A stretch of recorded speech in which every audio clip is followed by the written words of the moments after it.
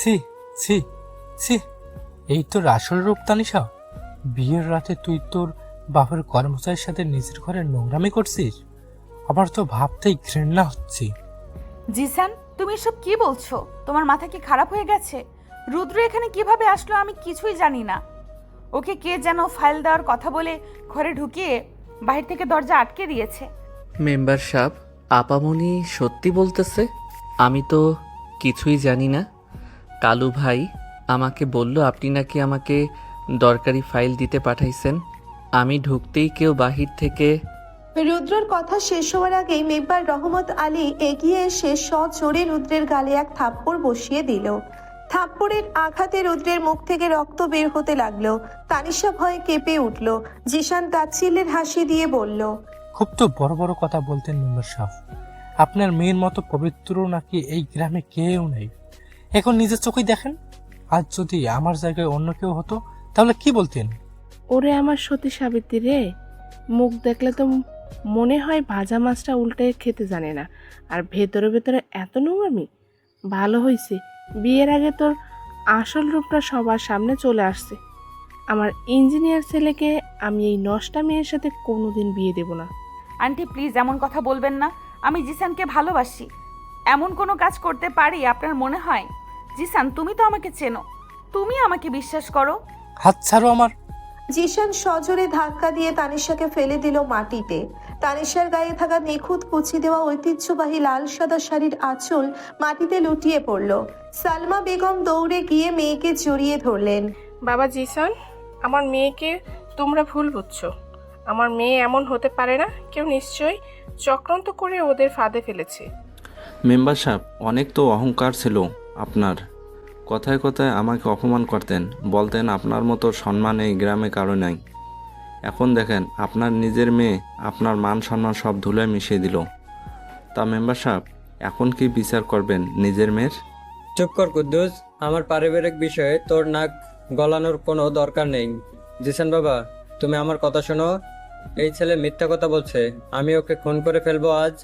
Member সাহেব, আপনার মেয়ের মতো চরিত্রহীন মেয়েকে আমি বিয়ে করতে পারবো না। আমি চললাম। মা, চলো এখান থেকে। এই অপবিত্র বাড়িতে এক মুহূর্ত থাকাও পাপ। জিশান আর ফিরোজা হন হন করে বেরিয়ে গেল। তানিশা অবাক হয়ে জিশানের যাওয়ার দিকে তাকিয়ে রইল। সে স্পষ্ট দেখতে পেল জিশানের ঠোঁটের কোণে একটা শয়তানি হাসি। তানিশার বুঝতে বাকি রইল না যে এই পুরো ষড়যন্ত্র জিশানের। তানিশা চিৎকার করে কাঁদতে লাগলো।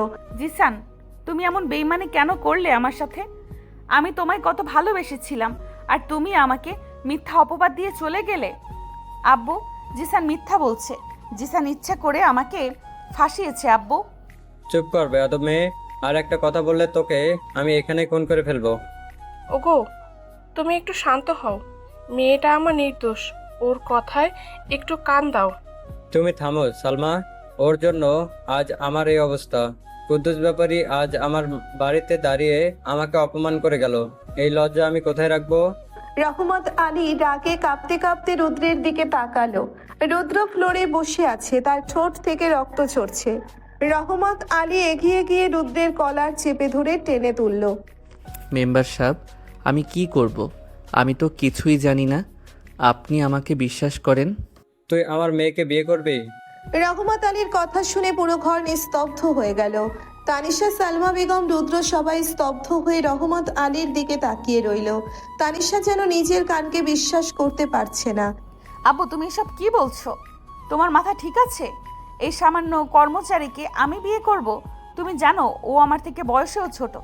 চুপ থাক তুই। তোর আর কোনো কথা বলার অধিকার নেই। তুই আজ থেকে আমার জন্য মরে গেছিস। যে সম্মান তুই নষ্ট করেছিস তা আমি আর কাউকে দিয়ে পূরণ করতে পারবো না। এই ছেলেই তোকে বিয়ে করবে, এটাই আমার শেষ সিদ্ধান্ত। ওগো, দয়া করো, আমার মেয়েটার জীবন এভাবে নষ্ট করে দিও না। আমি গরিব কর্মচারীর সাথে আমার মেয়ের বিয়ে দিলে মেয়েটা আমার না খেয়ে মরবে। তুমি একটু ভেবে দেখো। মেম্বার সাহেব, আপনি আমাকে মাফ করে দেন। আমি ওনাকে বিয়ে করতে পারবো না। উনি তো আমার আপামনির মতো। ওনাকে আমি কেমনে স্ত্রী হিসেবে গ্রহণ করব? আমার বাবা মা শুনলে আমাকে ত্যায্য করবে। তোর বাবা মায়ের ব্যবস্থা আমি করব, কিন্তু তুই যদি এই বিয়েতে রাজি না হস তাহলে তোর আর তোর পরিবারের এমন অবস্থা আমি করব যে তোরা এই গ্রামে ছেড়ে পালাতে বাধ্য হবি। তোর বাবাকে আমি চুরির দায়ে জেলে ঢুকাবো। রুদ্র ভয়ে কেঁপে উঠল। তার বাবার মতো সৎ মানুষকে মিথ্যা চুরির দায়ে জেলে ঢুকানোর কথা শুনে তার বুকের ভেতরটা দুমড়ে মুচড়ে গেল। সে জানে মেম্বার সাহেব রাগের মাথায় সব করতে পারে। রুদ্র কোনো উপায় না পেয়ে মাথা নিচু করে দাঁড়িয়ে রইল। না, আমি এই বিয়ে করব না। আমি মরে যাব, তবু এই ছোট লোককে আমি বিয়ে করব না। আপু, তুমি আমাকে বিষ খাইয়ে মেরে ফেলো, কিন্তু এমন শাস্তি আমাকে দিও না। রহমত আলী এগিয়ে গিয়ে তানিশার গালে সজোরে থাপ্পড় মারল। তানিশা ফ্লোরে পড়ে গেল। সালমা বেগম দৌড়ে গিয়ে মেয়েকে জড়িয়ে ধরে কাঁদতে লাগলেন। তানিশা পাথরের মতো বসে রইল। তার চোখ থেকে অঝরে পানি পড়ছে। তার নিজের বাবা আজ তাকে বিশ্বাস করলো না। যে বাবার অহংকার সে ছিল, আজ সেই বাবা তাকে বাড়ি থেকে বের করে দেওয়ার হুমকি দিচ্ছে। তানিশার বুকের ভেতরটা অভিমানে ফেটে যাচ্ছে। সে আর কোনো প্রতিবাদ করলো না। কিছুক্ষণ পর কাজী সাহেব আসলেন। জোর করে রুদ্র আর তানিশার বিয়ে পড়ানো হলো। কবুল বলার সময় তানিশার গলা দিয়ে কোনো শব্দ বের হচ্ছিল না। সালমা বেগম মেয়ের পিঠে হাত বুলিয়ে কাঁদতে কাঁদতে কবুল বলতে বাধ্য করলো। রুদ্র শুধু মাথা নেড়ে কবুল বলল। বিয়ে শেষ হওয়ার পর রহমত আলী রুদ্রের দিকে তাকিয়ে বলল, আজ থেকে তুই আমার জামাই না, শুধু এই নষ্ট মেয়ের স্বামী।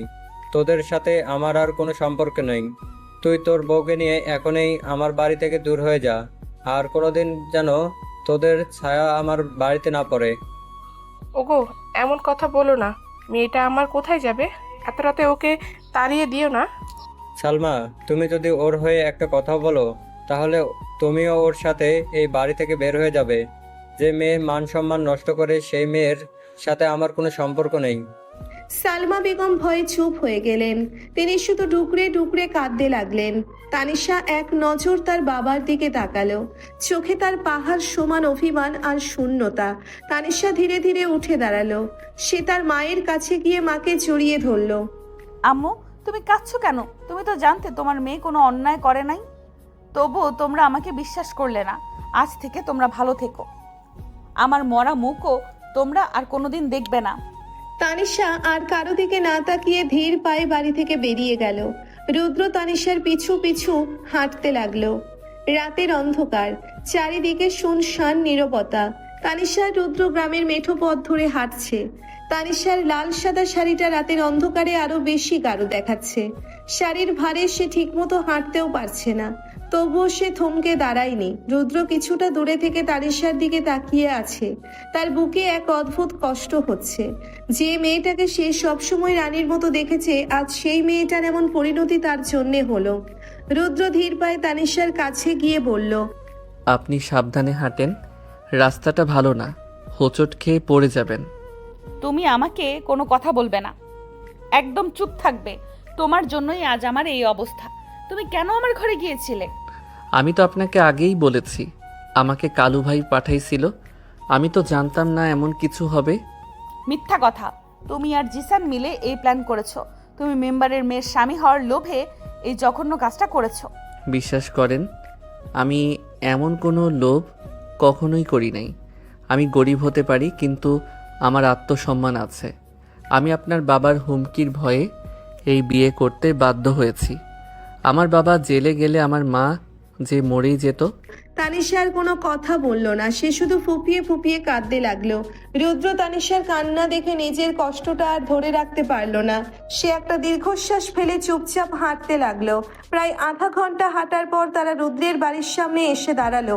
ভাঙা টিনের চাল, বাঁশের বেড়া দেওয়া ছোট একটি ঘর। তানিশা সেই ঘরের দিকে তাকিয়ে থমকে গেল। রুদ্রের মা হাসিনা বেগম ঘরের বারান্দায় বসেছিলেন। এত রাতে রুদ্রকে বউ সাজে একটা মেয়ের সাথে আসতে দেখে তিনি অবাক হয়ে দাঁড়িয়ে গেলেন। রুদ্র, এই এত রাইতে এই মাইয়াটা কে রে? আর ওরে এমনি বউ সাজাইয়া তুই কই থেকে আনছোস? মা, ইনি মেম্বার সাবের বড় মেয়ে তানিশা। কি বলিস তুই? মেম্বার সাহেবের মাইয়ার তো আজকা বিয়ে হওয়ার কথা জিসান ইঞ্জিনিয়ারের লগে। তুই ওরে এইখানে আনছোস কেন? মা, ওনার সাথে জিশান ভাইয়ের বিয়ে ভেঙে গেছে, আর মেম্বার সাব জোর করে ওনার সাথে আমার বিয়ে দিয়ে দিছে। হাসিনা বেগম কথাটা শুনে আকাশ থেকে পড়লেন। তিনি রাগে কাঁপতে কাঁপতে রুদ্রের কাছে গিয়ে সজোরে এক থাপ্পড় বসিয়ে দিলেন। হারামজাদা, তুই এটা কি করছস? মেম্বার সাহেবের মাইয়ার দিকে তুই চোখ তুইলা তাকাস কোন সাহসে? তোর কি মনে হইল তুই ওই বড়লোকের মাইয়ারে এই গরিবের ঘরে আইনা সুখে রাখবি? মা, তুমি আমাকে ভুল বুঝতেছো। আমি তো ওনার দিকে কোনোদিন খারাপ নজরে তাকাই নাই। আমাকে জোর করে বিয়ে দেওয়া হয়েছে। চুপ কর বেয়াদব। মেম্বার সাহেব তোরে জোর করছে আর তুইও বিয়ে কইরা ফেলছস? এই মেয়েরে আমি আমার ঘরে জায়গা দিতে পারুম না। তুই এক্ষুনি ওরে ওর বাপের বাড়িতে রাখায়। আন্টি, আপনি আমাকে তাড়িয়ে দিলেও আমি ওই বাড়িতে আর কোনোদিন ফিরে যাব না। আমার বাবা আমাকে ত্যায্য করে দিয়েছে। আপনি আমাকে তাড়িয়ে দিলে আমি এই রাস্তার অন্ধকার রাস্তায় পড়ে থাকবো, তবু ওই বাড়িতে যাব না। তানিশার কথা শুনে হাসিনা বেগম চুপ হয়ে গেলেন। তিনি বুঝতে পারলেন মেয়েটার কোনো দোষ নেই। পরিস্থিতির শিকার হয়ে মেয়েটা আজ তাদের দুয়ারে এসে দাঁড়িয়েছে। তিনি একটি দীর্ঘশ্বাস ফেলে বললেন, আয় ভেতরে আয়। বড়লোকের মাইয়া এই গরিবের ঘরে কতদিন টিকতে পারবি আল্লাহই জানে। তানিশা মাথা নিচু করে ঘরের ভেতরে ঢুকলো। ঘরের ভেতরে একটি মাত্র ছোট চৌকি, পুরনো একটা কাঁথা বিছানো। তানিশা সেই চৌকির এক কোণায় গিয়ে জড়সড় হয়ে বসে পড়ল। রুদ্র ঘরের দরজার কাছে দাঁড়িয়ে রইল। মা, তুমি ওনাকে কিছু খেতে দাও। উনি সারাদিন কিচ্ছু খায় নাই। ঘরে তো শুধু পান্তা ভাত আর কাঁচা মরিচ আছে। এই বড়লোকের মাইয়া কি ওইসব খাইবো? আমার কিছু খেতে হবে না, আমার ক্ষুধা নেই। আপনারা আমাকে একটু একা থাকতে দেন। তানিশার গলা ভারী হয়ে আসলো। সে আর চোখের পানি আটকে রাখতে পারল না। দুহাত দিয়ে মুখ ঢেকে ডুকরে ডুকরে কাঁদতে লাগলো। রুদ্র তানিশার কান্না দেখে এক অদ্ভুত যন্ত্রণায় ছটফট করতে লাগলো। সে কি করবে বুঝতে পারছে না। মা, তুমি যাও, ঘুমিয়ে পড়ো, আমি দেখছি। হাসিনা বেগম একটা দীর্ঘশ্বাস ফেলে পাশের ঘরে চলে গেলেন। রুদ্র ধীরে ধীরে তানিশার কাছে গিয়ে দাঁড়ালো। তানিশা ফুপিয়ে কাঁদছে। রুদ্র একটি পুরনো গামছা নিয়ে তানিশার দিকে বাড়িয়ে দিয়ে ধীর গলায় বলল, কাঁদবেন না প্লিজ। আপনার চোখের পানি দেখলে আমার খুব অপরাধী মনে হয়। আমি জানি আপনি অনেক কষ্ট পেয়েছেন, কিন্তু আমি আপনাকে কথা দিচ্ছি, আমি আমার জীবন দিয়ে হলেও আপনার সব কষ্ট দূর করার চেষ্টা করব। আমি আপনাকে কখনো অসম্মান করব না। তানিশা মাথা তুলে রুদ্রের দিকে তাকালো। রুদ্রর চোখের দিকে তাকিয়ে তানিশা এক মুহূর্তের জন্যে থমকে গেল। এই ছেলেটার চোখে কোনো ধোঁকা নেই, কোনো শয়তানি নেই, আছে শুধু এক অদ্ভুত সততা আর সম্মান। তানিশা রুদ্রের হাত থেকে গামছাটা নিল না। সে মুখ ঘুরিয়ে নিয়ে শীতল কণ্ঠে বলল, আমার কষ্ট তুমি কোনোদিন দূর করতে পারবে না রুদ্র। তুমি শুধু আমার সামনে থেকে চলে যাও, আমি তোমাকে দেখতে চাই না। রুদ্র আর কোনো কথা বলল না। সে চুপচাপ গামছাটা চৌকির একপাশে রেখে ঘর থেকে বেরিয়ে গেল। তানিশা একা সেই অন্ধকার ঘরে বসে রইল। তার চোখ বেয়ে অনবরত পানি গড়িয়ে পড়ছে। ভোরের আলো ছুটতেই তানিশার ঘুম ভেঙে গেল। সারা রাত সে দু চোখের পাতা এক করতে পারে নাই। ভাঙা চৌকির শক্ত কাঠে শুয়ে তার সারা শরীর যেন ব্যথায় অবশ হয়ে আছে। তানিশা উঠে বসে নিজের দিকে তাকালো। পরনে এখনো কাল রাতের সেই ঐতিহ্যবাহী লাল সাদা শাড়িটা জড়ানো। শাড়ির সুন্দর কুচিগুলো এখন এলোমেলো হয়ে আছে। তানিশা নিজের ফর্সা হাতের তালুর দিকে তাকালো। তার নিখুঁত সুন্দর মুখের মতোই উজ্জ্বল ফর্সা হাত দুটোতে কাল রাতের ধুলোবালি লেগে আছে। চোখের পানি শুকিয়ে গালের উপর দাগ পড়ে গেছে। তানিশা ফুপিয়ে কেঁদে উঠল। হুট করে দরজা খোলার শব্দে তানিশা চমকে তাকালো। দেখলো রুদ্রর মা হাসিনা বেগম ঘরে ঢুকলো। এই যে মেম্বারের মাইয়া, বেলা তো অনেক হইল, আর কতক্ষণ এইভাবে নবাবজাদের মতন বইসা থাকবা? এইটা তোমার বাপের রাজপ্রাসাদ না, এইটা গরিবের কুড়ে ঘর। আমাকে মেম্বারের মেয়ে বলে ডাকবেন না, আমার কোনো বাবা নেই। বাবা নাই মানে? কালকার রাইতে তো ঠিকই মেম্বার সব জোর কইরা আমার পোলার গলায় তোমারে ঝুলাইয়া দিল, এখন সকাল হইতে না হইতেই বাবা নাই? শোনো মাইয়া, আমার ঘরে থাকতে হইলে আমার নিয়ম মাইনা থাকতে হইব। আমি গরিব মানুষ, ঘরে কামের বেটি রাখার মুরদ আমার নাই। আমি আপনার ঘরের কোনো কাজ করতে পারবো না। আমি জীবনেও এক গ্লাস পানি ঢেলে খাইনি, আর আপনি আমাকে কাজের কথা বলছেন? পানি ঢাইলা খাও নাই? এইবার পুকুর থেকে কলসি ভরা পানি আনুন লাগবো। বড় লোকের মাইয়া বইলা আমি তোমারে মাথায় তুইলা নাচতে পারুম না। আর এই ভারী লাল সাদা শাড়ি পইরা তো আর ঘরের কাম করন যাইব না। এই নাও, আমার মাইয়ার টুলির একটা সুতির শাড়ি আনছি, এইটা পইরা জলদি বাইরে আসো। হাসিনা বেগম একটা পুরনো সুতির শাড়ি তানিশার গায়ের উপর ছুঁড়ে দিয়ে গটগট করে বেরিয়ে গেলেন। তানিশা অপমানে আর রাগে কাঁপতে লাগলো। সে মেম্বার রহমত আলীর বড় মেয়ে, আজ একটা ছেঁড়া সুতির শাড়ি পরবে। তানিশা শাড়িটা মেঝেতে ছুঁড়ে ফেলে দিয়ে হাউমাউ করে কাঁদতে লাগলো। ঠিক তখনই রুদ্রের ছোট বোন টুলি ধীর পায়ে ঘরে ঢুকলো। ভাবি, ও ভাবি, তুমি অমন করে কান্দাওছো কেন? আম্মুর কথাই কষ্ট পাইছো? আম্মুর মুখটা একটু খারাপ, কিন্তু মনটা অনেক ভালা। তুমি কান্দো না ভাবি। কে তোমার ভাবি? আমাকে একদম ভাবি ডাকবে না। আমি এই বাড়ির কারোর কেউ না। তোমরা সবাই মিলে আমার জীবনটা শেষ করে দিয়েছো। এমন কথা কয় না ভাবি। ভাইয়া তো কালকের রাইতে সারা রাত ঘুমায় নাই, উঠানে বইসা আসিল। ভাইয়ার যে কত কষ্ট হইতাছিল তোমারে এমনে দেখা, সেটা আমি বুঝাইতেছি। তুমি এই শাড়িটা পইরা নাও ভাবি, তোমারে ওই সুন্দর লাল সাদা শাড়িটা নষ্ট হইয়া যাইব। টুলির মিষ্টি কথায় তানিশার রাগ একটু যেন কমে গেল।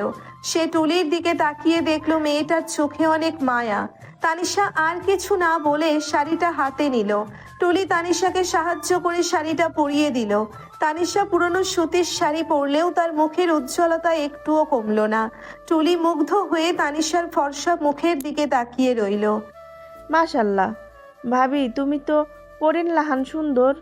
আমগো ভাঙ্গা ঘরে তোমারে দেখা মনে হইতাছে আসমান থাইকা চাঁদ নাইমা আইছে। চুপ করো, আমাকে একটু একা থাকতে দাও। তানিশা টুলিকে বের করে দিয়ে আবার চৌকিতে বসে পড়ল। সারাদিন তানিশা ঘর থেকে বের হলো না। পেটে প্রচন্ড ক্ষুধা, কিন্তু জেদের বশে সে পানিও মুখে দিল না। বিকেলের দিকে রুদ্র মিল থেকে ফিরে আসলো, আর তার শার্টে চালের গুঁড়ো আর ঘাম লেগে আছে। রুদ্র সোজা ঘরে ভেতর ঢুকতেই দেখলো তানিশা দেওয়ালের দিকে মুখ করে শুয়ে আছে। আপামনি, মানে তানিশা, আপনি নাকি সারাদিন কিছু খান নাই। মা বলল আপনি ঘর থেকেও বের হন নাই। তুমি আমাকে নাম ধরে ডাকবে না রুদ্র। তোমার এত বড় সাহস হয়নি যে তুমি আমাকে নাম ধরে ডাকবে। আর আমি খেয়েছি কি না খেয়েছি তাতে তোমার কি? আমার তো অধিকার আছে। কাল রাতে সবার সামনে আপনার বাবা আমাকে আপনার স্বামী হিসেবে কবুল পড়িয়েছেন। আমি জানি আপনি মানেন না, কিন্তু আল্লাহ তো জানেন। স্বামী? একটা মিথ্যা অপবাদ আর জোর করে পরানো কবুল দিয়ে তুমি আমার স্বামী হয়ে গেলে। জিসানের সাথে মিলে তুমি যে চক্রান্ত করেছো তার জন্য আমি তোমাকে কোনোদিন ক্ষমা করব না। আমি কোনো চক্রান্ত করি নাই। আপনি আমাকে অবিশ্বাস করতেছেন, করেন, কিন্তু না খেয়ে নিজের শরীরটা নষ্ট করবেন না। আমি আপনার জন্য বাজার থেকে একটা পাউরুটি আর কলা নিয়ে আসছি। এই বাড়ির ভাত তো আপনার মুখে রুচবে না, তাই এইটা নিয়ে আসছি, খেয়ে নেন। রুদ্র একটা পলিথিন থেকে পাউরুটি আর কলা বের করে তানিশার দিকে এগিয়ে দিল। তানিশা রুদ্রের হাত থেকে পলিথিনটা ছুঁড়ে ফেলে দিল মাটিতে। তোমার কিনে আনা ভিখারির খাবার আমি খাবো না। তুমি কি ভেবেছো তোমার এই সামান্য পাউরুটি দেখে আমি গলে যাব? মেম্বারের মেয়ে আমি, এমন পাউরুটি আমাদের বাড়ির কুকুরও খায় না। খাবারকে অপমান করবেন না। এই খাবার কিনতে আমার সারা দিনের ঘাম ঝরাতে হয়েছে। আপনি মেম্বারের মেয়ে হতে পারেন, কিন্তু এখন আপনি আমার ঘরে আছেন। আপনার জেদ আর অহংকার এই ভাঙা ঘরে মানায় না। আমার অহংকার আমি দেখাবো। তুমি কে আমাকে জ্ঞান দেওয়ার? তুমি একটা সামান্য কর্মচারী। কাল পর্যন্ত আমার বাবার পায়ের কাছে বসে থাকতে, আজ সুযোগ পেয়ে আমার স্বামী হওয়ার নাটক করছো? বেরিয়ে যাও আমার ঘর থেকে। রুদ্রের চোখ মুখে রাগে শক্ত হয়ে গেল, কিন্তু সে নিজেকে কন্ট্রোল করে নিল। সে মাটিতে পড়ে থাকা পাউরুটিটা যত্ন করে তুলে নিল। ঠিক আছে, খাবেন না আপনি? আমি আপনাকে জোর করব না, কিন্তু মনে রাখবেন, জেদ করে কেউ কোনো দিন শান্তি পায় না। আমি আপনার বাবার কর্মচারী ছিলাম ঠিকই, কিন্তু আমি বেঈমান না। রুদ্র আর কোনো কথা না বলে ঘর থেকে বেরিয়ে গেল। তানিশার বুকের ভেতরটা একটু যেন কেঁপে উঠল রুদ্রের চোখের ওই শীতল দৃষ্টি দেখে। ছেলেটা একটুও উচ্চবাচ্য করলো না, কোনো প্রতিবাদ করলো না। তানিশা অবাক হয়ে রুদ্রের যাওয়ার দিকে তাকিয়ে রইল।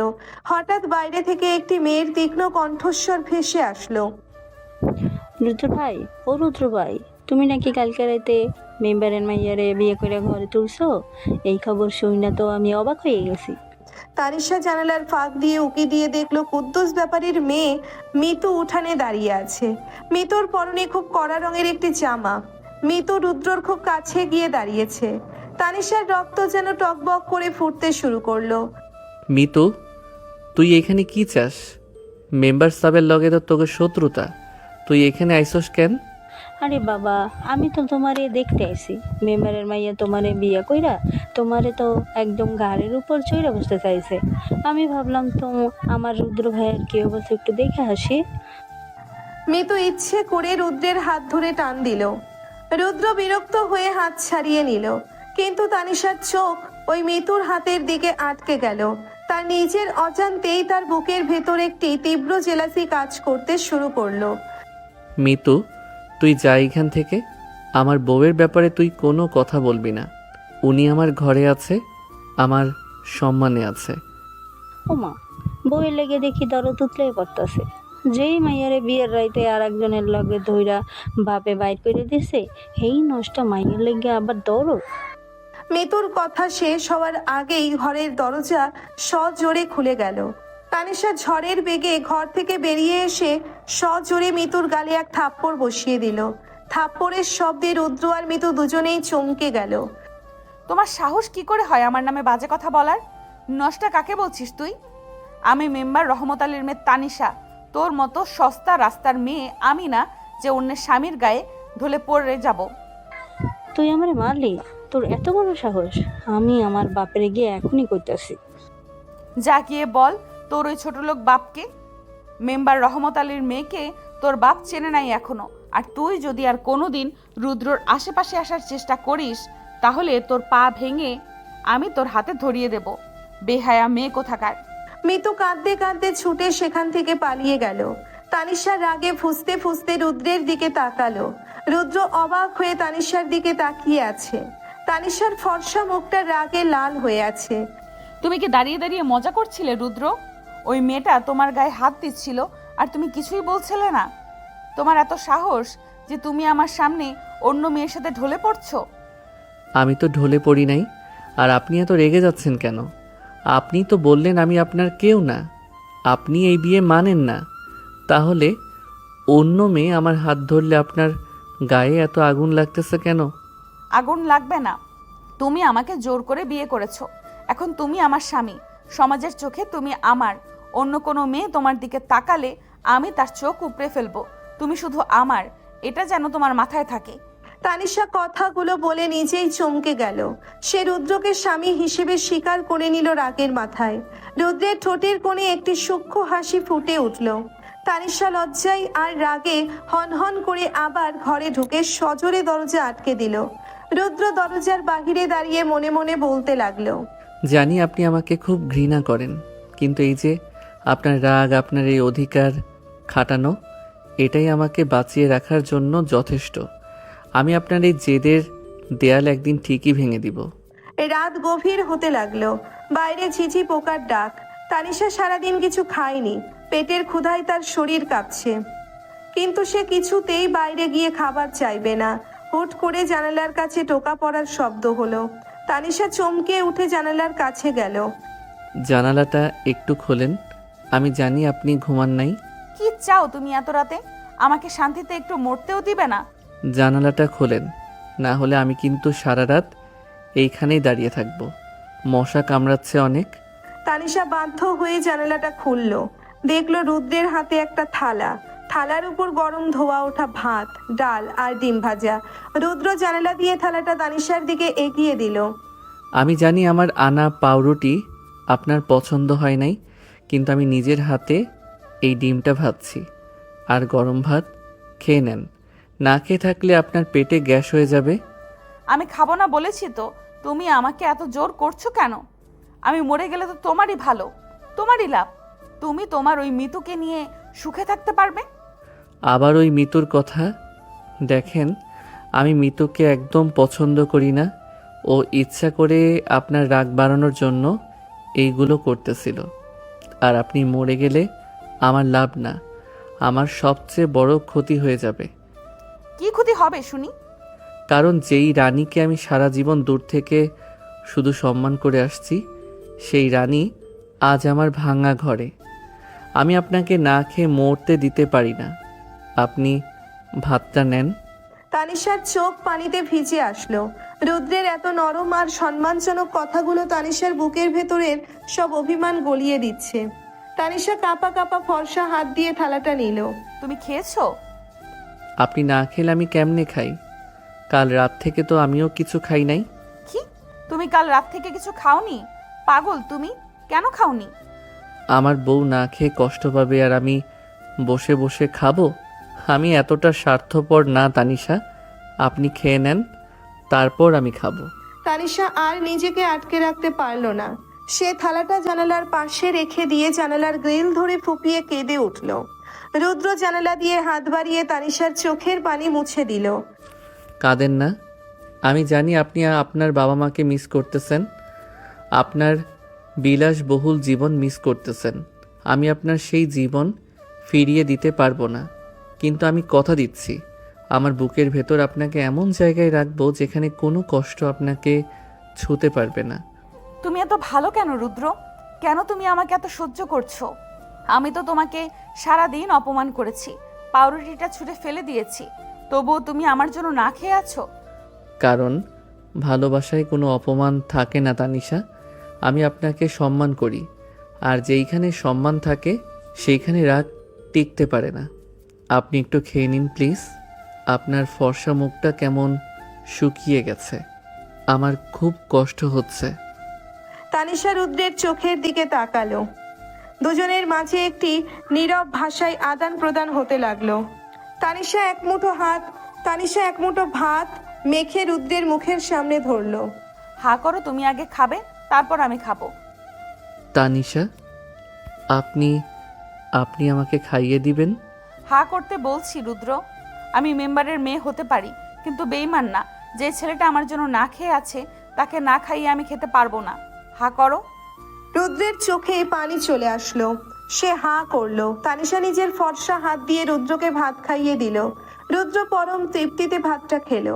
এরপর রুদ্র নিজের হাতে ভাত মেখে তানিশার মুখের সামনে ধরলো। তানিশা কোনো জেদ না করে চুপচাপ রুদ্রের হাত থেকে ভাত খেলো। রাতের অন্ধকারে জানালার দুই পাশে দাঁড়িয়ে থাকা দুটো মানুষের মাঝে এক অদৃশ্য ভালোবাসার বাঁধন তৈরি হতে লাগলো। কোনো শারীরিক স্পর্শ ছাড়াই শুধু চোখের চাহনি আর নীরব যত্নে তাদের সম্পর্কটা ধীরে ধীরে গভীর হতে শুরু করলো। সকালের মিষ্টি রোদ ভাঙা টিনের চালের ফাঁক দিয়ে সরাসরি তানিশার ফর্সা মুখের উপর এসে পড়েছে। তানিশা ধীর গতিতে চোখ খুলল।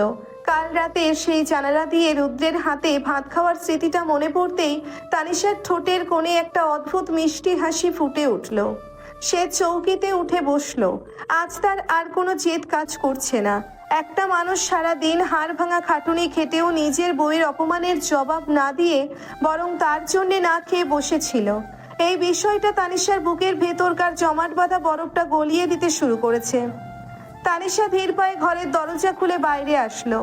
দেখলো উঠোনে রুদ্রের মা হাসিনা বেগম বসে ধান বাঁধছেন। তানিশাকে দেখে তিনি মুখটা একটু বাঁকা করলেন।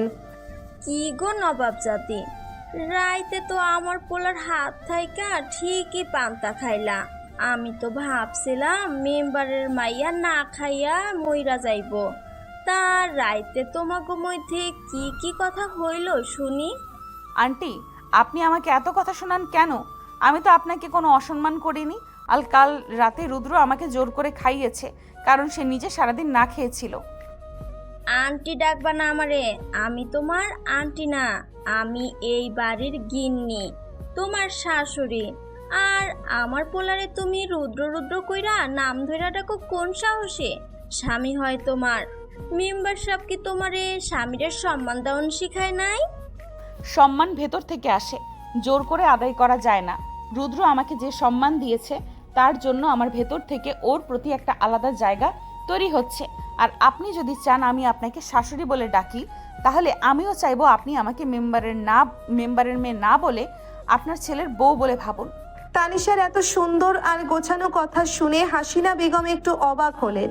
তিনি ভেবেছিলেন তানিশা হয়তো রেগে গিয়ে ঝগড়া শুরু করবে, কিন্তু তানিশার শান্ত কণ্ঠস্বর তাকে কিছুটা হলেও মুগ্ধ করলো। তিনি ধান বাছা রেখে একটি দীর্ঘশ্বাস ফেললেন। বউ কইয়া ভাবুন কেমনে? তুমি কি আমাগুলোকে মানাইয়া চলতে পারবা? এই যে আজকে সকালে উঠাই তুমি চা নাস্তা খুঁজতেছো, আমাগো ঘরে তো চা পাতা কেনার টাকাও নাই। পান্তা ভাত আর পেঁয়াজ দিয়া নাস্তা করতে পারবা তুমি? পারবো, আপনি দিন আমাকে। আমি মেম্বারের মেয়ে ঠিকই, কিন্তু পরিস্থিতি আমাকে এখন অনেক কিছু শিখিয়ে দিয়েছে। আর আমি বসে বসে খাবো না। আপনি আমাকে ঘরের কাজ বুঝিয়ে দিন, আমি করার চেষ্টা করব। হাসিনা বেগম চোখ বড় বড় করে তানিশার দিকে তাকিয়ে রইলেন। যে মেয়ে কাল সারাদিন ঘর থেকে বের হয়নি, সে আজ নিজে থেকে ঘরের কাজ করতে চাইছে। ঠিক তখনই রুদ্র বাজার থেকে কিছু তরকারি হাতে নিয়ে উঠোনে প্রবেশ করলো। তানিশার মুখে এমন কথা শুনে রুদ্র থমকে দাঁড়ালো। তানিশা আর রুদ্রের চোখাচোখি হলো। দুজনের মাঝে কয়েক সেকেন্ডের এক দীর্ঘ নীরবতা। রুদ্রের চোখে একটি পরম মুগ্ধতা আর তানিশার চোখে এক অদ্ভুত আত্মসমর্পণ। রুদ্র ধীর পায়ে এগিয়ে আসলো। মা, ওনাকে দিয়ে কোনো কাজ করানোর দরকার নাই। উনি কখনো এইগুলো করে নাই। ওনার ফর্সা হাতগুলো কেটে যাবে। তুমি আমার হয়ে কথা বলবে না রুদ্র। আমি কাজ না করলে খাবো কিভাবে? আমি কারোর ঘাড়ে বসে খেতে আসিনি এখানে। আপনি আমার ঘাড়ে বসে খাবেন কেন?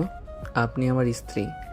আপনাকে বসিয়ে খাওয়ানোর দায়িত্ব আমার। আমি যতদিন বেঁচে আছি আপনাকে কোনো কষ্ট আমি করতে দিব না। রুদ্রের কথা শুনে তানিশার বুকের ভেতরটা কেমন যেন কেঁপে উঠল। জিশান তো তাকে সব সময় বলতো, তানিশা তুমি মেম্বারের মেয়ে, তোমার বাবার টাকা দিয়ে আমি কোম্পানি খুলবো। আর এই সামান্য রুদ্র তাকে বলছে সে নিজের উপার্জনে তাকে রানীর মতো বসিয়ে খাওয়াবে। তানিশা অবাক দৃষ্টিতে রুদ্রের দিকে তাকিয়ে রইল। তানিশা চোখ নামিয়ে নিল লজ্জায়। হইছে হইছে, সকাল সকাল পিরিত দেখান লাগবো না। যা রুদ্র, তুই গিয়া হাত মুখ ধুই আয়, আমি তরকারিটি কাইটা রান্ধন বসাই। আর তানিশা তুমি গিয়া ঘরটা ঝাড়ু দাও, পারবা না? জি পারবো, আমি দিচ্ছি। তানিশা ঘর ঝাড়ু দেওয়ার জন্য ভেতরে চলে গেল। রুদ্র আর যাওয়ার দিকে তাকিয়ে একটি তৃপ্তির হাসি হাসলো। এরপর কলপারে গিয়ে হাত মুখ ধুতে লাগলো। কিছুক্ষণ পর গ্রামের কাঁচা রাস্তা দিয়ে একটি দামি কালো গাড়ি এসে সরাসরি রুদ্রদের বাড়ির সামনে থামলো। গাড়ির আওয়াজ শুনে রুদ্র, হাসিনা বেগম আর ঘর থেকে তানিশা বেরিয়ে আসলো। গাড়ি থেকে নামলো জিশান আর তার নতুন প্রেমিকা রিয়া। রিয়ার পরনে দামি থ্রি পিস আর চোখে রোদ চশমা। জিশান তাচ্ছিল্যের হাসি দিয়ে চারপাশটা দেখতে লাগলো। বাহ, মেম্বার সাহেবের রাজকন্যার নতুন মহল তো দেখছি অসাধারণ। এই ভাঙ্গা টিনের চালের নিচে তুমি ঘুমাও তানিশা? জিশানকে দেখে তানিশার সারা শরীর রাগে কাঁপতে লাগলো। কাল রাতের সব অপমান তার চোখের সামনে ভেসে উঠল। সে রুদ্রের দিকে এক নজর তাকালো। রুদ্রের মুখটা শক্ত হয়ে গেছে। তানিশা এগিয়ে গেল জিশানের দিকে। তুই কোন সাহসে এই বাড়িতে পা রেখেছিস জিসান? তোকে না বলেছিলাম আমার চোখের সামনে আর কোনোদিন আসবি না? ও মাই গড, জিসান বেবি, এই মেয়েটাই কি সেই তানিশা যাকে তুমি কাল রাতে ওর কর্মচারীর সাথে হাতে নাতে ধরেছিলে? ছি, এর মধ্যে তো দেখছি কোনো লজ্জাই নেই। আর পরনে দেখো কেমন ভিখারির মতো একটা ছেঁড়া সুতি শাড়ি পরে আছে। ঠিক বলেছ রিয়া, ওর তো এটাই পাওনা ছিল। মেম্বারের মেয়ে হয়ে খুব অহংকার ছিল ওর। আজ দেখো কেমন পথের ভিখারি হয়ে গেছে। তানিশা, তুমি কি সত্যি এই ছোট লোকের ঘরে এই ছেঁড়া শাড়ি পরে জীবন কাটিয়ে দিবে? মুখ সামলে কথা বল জিসান। আমি ভিখারির ঘরে থাকতে পারি, কিন্তু আমার চরিত্র তোর মতো নোংরা আর বেঈমান না। তুই নিজের স্বার্থের জন্য আমাকে ফাঁসিয়েছিস, সেটা আমি ভালো করেই জানি। আর তোর এই নতুন প্রেমিকাকে বল মেম্বারের মেয়ে তানিশার দিকে চোখ তুলে কথা না বলতে। এক্সকিউজ মি, তুমি আমাকে ধমক দিচ্ছ কোন সাহসে? তুমি তো একটা ক্যারেক্টারলেস মেয়ে। বিয়ের রাতে অন্য ছেলের সাথে নোংরামি করতে তোমার ঘেন্না করলো না? আর এখন আসছো বড় বড় কথা বলতে।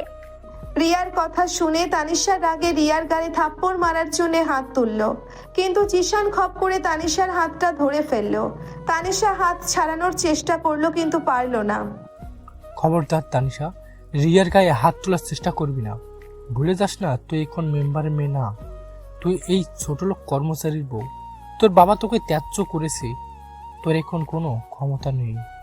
জিশান তানিশার হাতটা এমন শক্ত করে ধরে রাখলো যে তানিশার ফর্সা হাতে লাল দাগ পড়ে গেল। তানিশা ব্যথায় কুকিয়ে উঠল। ঠিক সেই মুহূর্তে রুদ্র ঝড়ের বেগে এগিয়ে এসে জিশানের কলার ধরে সজোরে এক লাথি মারল। জিশান ছিটকে গিয়ে মাটিতে পড়ে গেল। তানিশা অবাক হয়ে রুদ্রের দিকে তাকালো। শান্ত রুদ্র আজ রীতিমতো রুদ্র মূর্তি ধারণ করেছে। শুয়োরের বাচ্চা, আমার বউয়ের গায়ে হাত দেওয়ার সাহস তুই কোথায় পেলি? তোর হাত আমি আজ এখানেই কেটে ফেলবো। জিসান, ও মাই গড, এই ছোট লোকটা তোমাকে মারলো, তুমি কিছু করছো না কেন? ওই কর্মচারী, তোর এত বড় সাহস, তুই আমার গায়ে হাত তুলিস? আমি তোকে পুলিশের হাতে দিব। তুই জানিস না আমি কে? তুই যে কুত্তাই হোস না কেন, আমার কিচ্ছু যায় আসে না।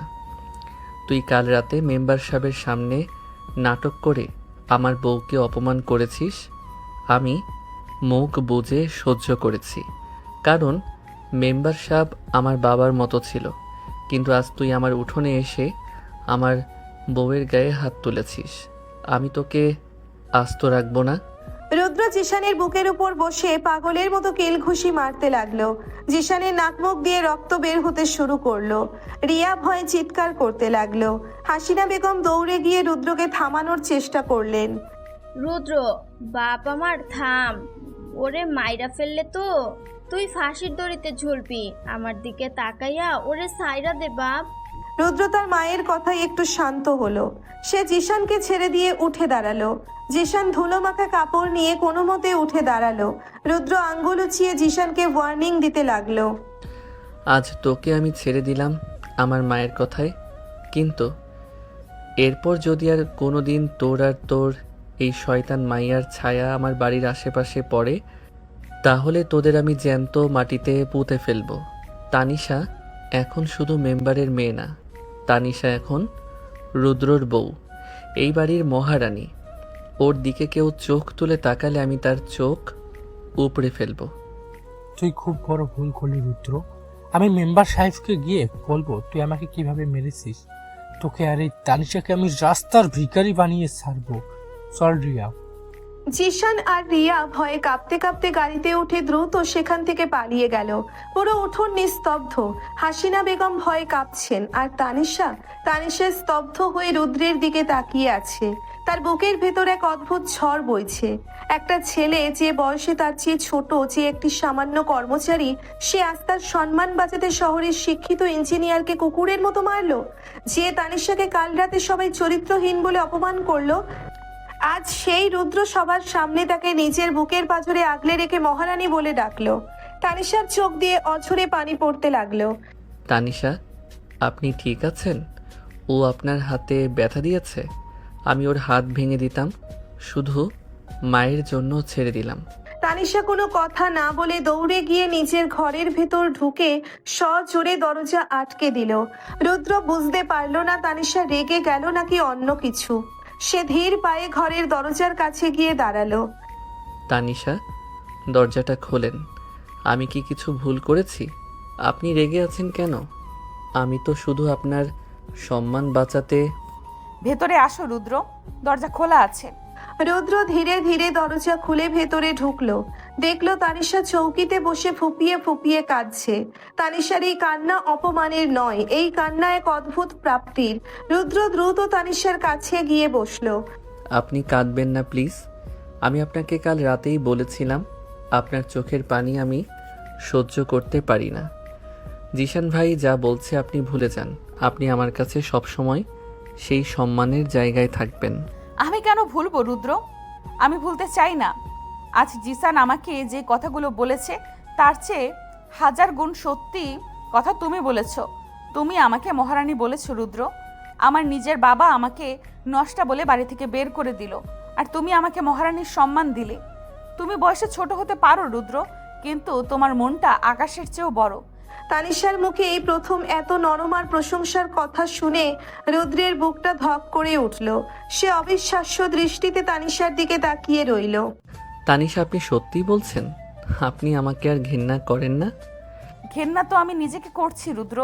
আমি জিসানের মতো একটা অমানুষকে ভালোবেসেছিলাম, ওর ফাঁদে পা দিয়েছিলাম, আর তোমার মতো একটা খাঁটি হীরের টুকরোকে আমি সারাদিন অপমান করেছি। তুমি আমাকে ক্ষমা করে দাও রুদ্র, আমি খুব ভুল করেছি। না না তানিশা, আপনি ক্ষমা চাইবেন না। আপনি আমার চেয়ে অনেক বড় ঘরের মেয়ে। আপনার রাগ করাটাই তো স্বাভাবিক ছিল, কিন্তু আমি আপনাকে একটা কথা বলতে চাই। কি কথা? আমি আপনাকে অনেক আগে থেকেই আমি আপনাকে খুব সম্মান করতাম। যখন আপনি মেম্বার সাহেবের সাথে মিলে আসতেন, আমি দূর থেকে শুধু আপনাকে দেখতাম। আপনার ওই রাগী চেহারা, আপনার হাঁটার স্টাইল, সব কিছু আমাকে মুগ্ধ করত। আমি কখনো স্বপ্নেও ভাবি নাই আপনি আমার ঘরে আসবেন। রুদ্রের কথা শুনে তানিশার বুকের ভেতরটা অদ্ভুতভাবে কাঁপতে শুরু করলো। রুদ্রের চোখে এক গভীর নীরব ভালোবাসা স্পষ্ট দেখা যাচ্ছে। তানিশা রুদ্রের চোখের দিকে তাকালো। দুজনের চোখ যেন একে অপরের সাথে কথা বলছে। কোনো শব্দ নেই, শুধু নিঃশ্বাসের শব্দ। রুদ্র ধীর গতিতে তানিশার হাতের কাছে নিজের হাতটা নিয়ে গেল। জিশানের চেপে ধরা সেই লাল দাগটার উপর রুদ্র আলতো করে আঙ্গুল ছুলো। তানিশা শিউরে উঠল। খুব ব্যথা করছে। জানোয়ারটা এমনভাবে ধরলো, আপনার ফর্সা হাতটা একদম লাল হয়ে গেছে। তুমি ছুঁয়ে দিয়েছো রুদ্র, আমার সব ব্যথা দূর হয়ে গেছে। তানিশার এমন আবেগময় কথায় রুদ্রের মাথা যেন শূন্য হয়ে গেল। সে আর নিজেকে আটকে রাখতে পারল না। সে ধীরে ধীরে তানিশার হাতের ওই লাল দাগটার উপর নিজের উষ্ণ ঠোঁট ছুঁয়ে দিল। তানিশা চোখ বন্ধ করে ফেললো এক তীব্র শিহরণে। তার পুরো শরীরে যেন বিদ্যুতের স্রোত বয়ে গেল। রুদ্রের ঠোঁটের পরশ তানিশাকে বুঝিয়ে দিল যে ভালোবাসা কতটা পবিত্র হতে পারে। আমি আপনাকে কথা দিচ্ছি তানিশা, যতদিন আমার শরীরে এক ফোঁটা রক্ত থাকবে, আমি আপনাকে কোনোদিন কারো সামনে মাথা নিচু করতে দিব না। আপনি শুধু আমাকে একটু বিশ্বাস করেন। আমি তোমাকে বিশ্বাস করি রুদ্র, আমি নিজের চেয়েও বেশি বিশ্বাস করি। তুমি আজ থেকে আমার সব জেদ, সব রাগ ভেঙে দিয়েছো। আমি এখন শুধু তোমার। তানিশা কথাগুলো বলে আলতো করে রুদ্রের কাঁধে নিজের মাথাটা রাখলো। রুদ্রর পুরো পৃথিবী যেন থমকে গেল। সে জীবনেও কল্পনা করেনি তানিশা এত তাড়াতাড়ি তার বুকে মাথা রাখবে। রুদ্র পরম মমতায় তানিশার পিঠে হাত বুলিয়ে দিতে লাগলো। ঘরের নিস্তব্ধতায় দুজন মানুষের জমে থাকা অভিমানগুলো গলে গলে ভালোবাসায় পরিণত হতে শুরু করলো। কিন্তু তাদের এই শান্তির সময়টা বেশিক্ষণ স্থায়ী হলো না। বাইরে থেকে আবারও একটি ভারী গলার ডাক শোনা গেল। রুদ্র, ও রুদ্র, বাইরে আয় তুই। মেম্বার রহমত আলীর গলার আওয়াজ শুনে তানিশা চমকে রুদ্রের কাঁধ থেকে মাথা তুলে ফেললো। তানিশার চোখে আবারও সেই হারানো ভয়টা ফিরে আসলো। রুদ্র তানিশার হাতটা শক্ত করে ধরে অভয় দিয়ে বলল, ভয় পাবেন না, আমি আছি তো। চলেন দেখি মেম্বার সাহেব কি বলতে আসছে। আব্বু নিশ্চয়ই জিসানের কথা শুনে আবার কোনো ঝামেলা করতে এসেছে। রুদ্র, তুমি আব্বুর মুখের ওপর কোনো কথা বলবে না প্লিজ। আব্বু খুব রাগী মানুষ। আমি কোনো বেয়াদবি করব না, কিন্তু আপনার সম্মানে আঘাত লাগলে আমি কাউকেই ছাড়ব না, সে আপনার বাবাই হোক আর যেই হোক। চলেন। রুদ্র তানিশাকে নিয়ে ধীর পায়ে ঘরের বাইরে আসলো। দেখলো মেম্বার রহমত আলী তার কিছু লোকাল সাঙ্গ পাঙ্গ নিয়ে উঠোনে দাঁড়িয়ে আছে। জিশানও তার পেছনে দাঁড়িয়ে আছে, ঠোঁটে এক শয়তানি হাসি ঝুলিয়ে। হাসিনা বেগম এক কোনায় ভয়ে কাঁপছেন। রুদ্র, তুই জিসানের গায়ে হাত তুলেছিস কেন? কোন সাহসে? তুই জানিস না জিসান শহরের বড় ইঞ্জিনিয়ার? তুই তো একটা সামান্য কর্মচারী, তোর এত বড় সাহস? মেম্বার সাহেব, আপনি আমাকে যা ইচ্ছে তাই বলেন, কিন্তু জিশান ভাই আপনার মেয়েকে আমার বউকে অপমান করতে এইখানে আসছিল। আমার বউয়ের গায়ে সে হাত দিছে। আমি একজন স্বামী হয়ে কেমনে চুপ থাকবো বলেন? স্বামী? কিসের স্বামী তুই? তুই কি ভাবছিস আমি তোদের বিয়ে দিচ্ছি বইলা তুই সত্যি সত্যি আমার মেয়ের জামাই হয়ে গেছস? তুই তো একটা শাস্তি পাচ্ছিস। আর তানিশা, তুই এই জিসানকে ছেড়ে এই ছোট লোকের পক্ষ নিচ্ছিস? আব্বু, তুমি আমাকে কাল রাতে বাড়ি থেকে বের করে দিয়েছো। তুমি বলেছো আমি তোমার জন্য মরে গেছি। তাহলে আজ আবার আমার ব্যাপারে কথা বলতে কেন এসেছো? রুদ্র ঠিকই করেছে, জিসান আমাকে অপমান করতে এসেছিল। রুদ্র শুধু ওর বউয়ের সম্মান বাঁচিয়েছে। তানিশার মুখে রুদ্রের পক্ষে কথা শুনে মেম্বার রহমত আলী রাগে ফেটে পড়লেন। তিনি কোনো দিন ভাবেনি তার মেয়ে একটা কর্মচারীর পক্ষ নিয়ে তার মুখের উপর কথা বলবে। তুই আমার মুখের উপর কথা বলছিস বেয়াদব মেয়ে? তোর এত বড় সাহস! এই রুদ্রর সাথে থেকে থেকে তুই ছোট লোক হয়ে গেছিস। ঠিক আছে, আজ থেকে তোর আর আমার সব সম্পর্ক শেষ। আর রুদ্র, কাল থেকে তুই আর আমার মিলে কাজে আসবি না। তোকে আমি ঘাড় ধাক্কা দিয়ে কাজ থেকে বের করে দিলাম। দেখি তুই তোর বউকে কেমনে খাওয়াস। মেম্বার সাহেবের কথা শুনে হাসিনা বেগম হাউমাউ করে কেঁদে উঠলেন। মেম্বার সাহেব, দয়া করেন মেম্বার সাহেব, আমার পোলারে কাজ থেকে বাইর কইরা দিলে আমরা না খাইয়া মইরা যামো। আপনি ওর ভুল মাফ কইরা দেন। মা, তুমি ওনার পা ধরবা না। মেম্বার সাহেব, আপনি আমাকে কাজ থেকে বের করে দিয়েছেন, ঠিক আছে। আমি আপনার কাজ আর করব না। আমার 2 হাত আল্লাহ ঠিক রাখছে। আমি অন্য কাজ করে আমার সংসার চালাবো, কিন্তু তানিশাকে আমি না খাইয়ে রাখবো না। আপনি এখন আসতে পারেন। রুদ্রের এই তেজদীপ্ত কথা শুনে জিশান আর মেম্বার দুজনেই অবাক হয়ে গেল। তানিশা মুগ্ধ নয়নে রুদ্রের দিকে তাকিয়ে রইল। একটা ছেলের আত্মসম্মান কতটা প্রবল হলে সে এত বড় মেম্বারের মুখের উপর এমন কথা বলতে পারে। মেম্বার রহমত আলী রাগে ফুঁসতে ফুঁসতে সেখান থেকে চলে গেলেন। জিশান যাওয়ার আগে তানিশার দিকে তাকিয়ে একটা বিশ্রী হাসি দিয়ে গেল। খুব তো ভালোবাসা দেখাচ্ছ তানিশা। দেখি এই ছোট লোকটা তোমাকে কয়দিন খাওয়াতে পারে। না খেয়ে যখন রাস্তায় রাস্তায় ঘুরবে তখন বুঝবে জিসানকে অপমান করার ফল কি। জিশান চলে যাওয়ার পর উঠোনে এক অদ্ভুত নিস্তব্ধতা নেমে আসলো।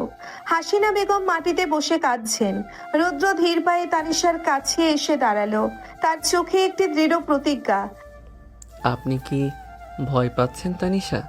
ভাবছেন মেম্বার সাহেব কাজ থেকে বের করে দিছে বলে আমি আপনাকে খাওয়াতে পারবো না? আমি ভয় পাচ্ছি না রুদ্র, আমি জানি তুমি পারবে। আমি তোমার উপর বিশ্বাস রাখি।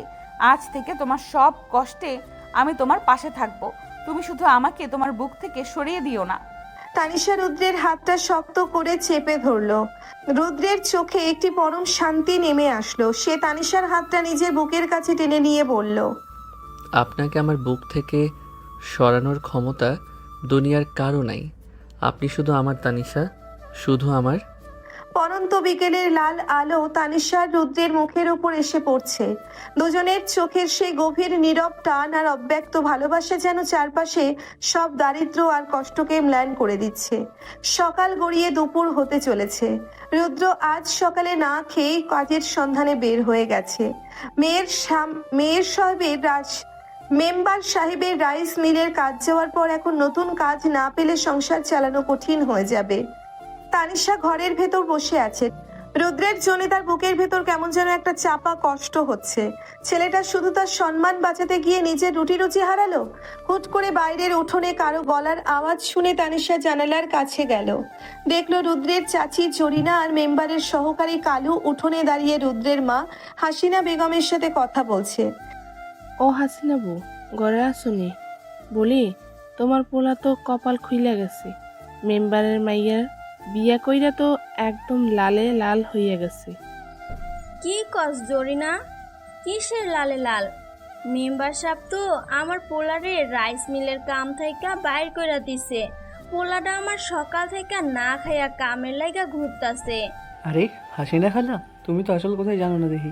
মেম্বার সাহেব তোমারে আর মাইন্ডসেট দোকানের লাইগা রুদ্রের কাম থেকে বাইর করার নাটক করছে। আসল কাহিনী তো অন্য জায়গায়। কি আসল কাহিনী? তুই কি কইবার চাস? খুইলা ক কালু।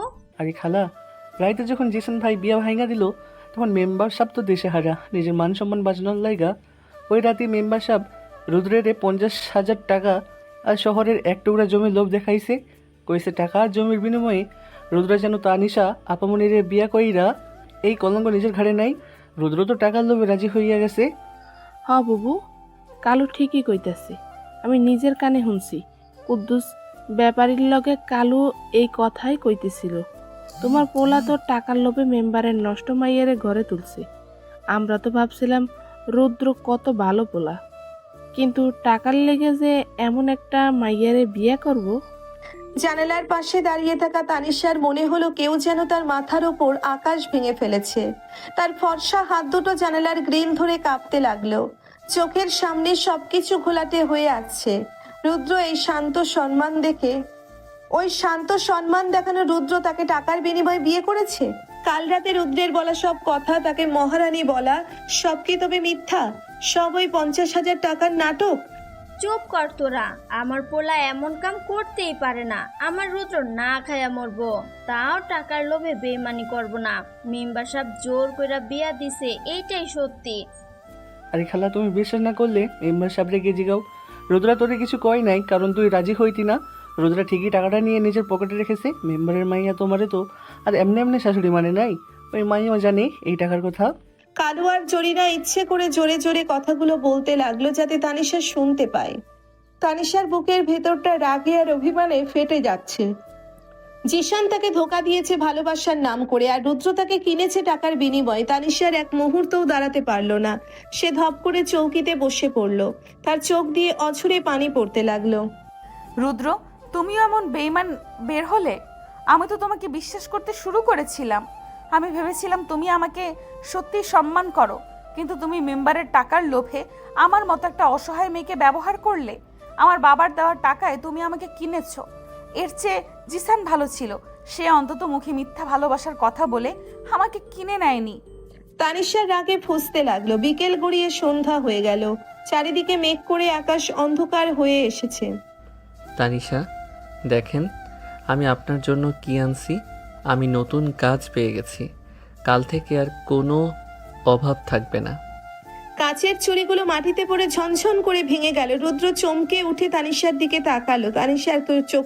তানিশার চোখগুলো রাগে রক্ত বর্ণ হয়ে আছে।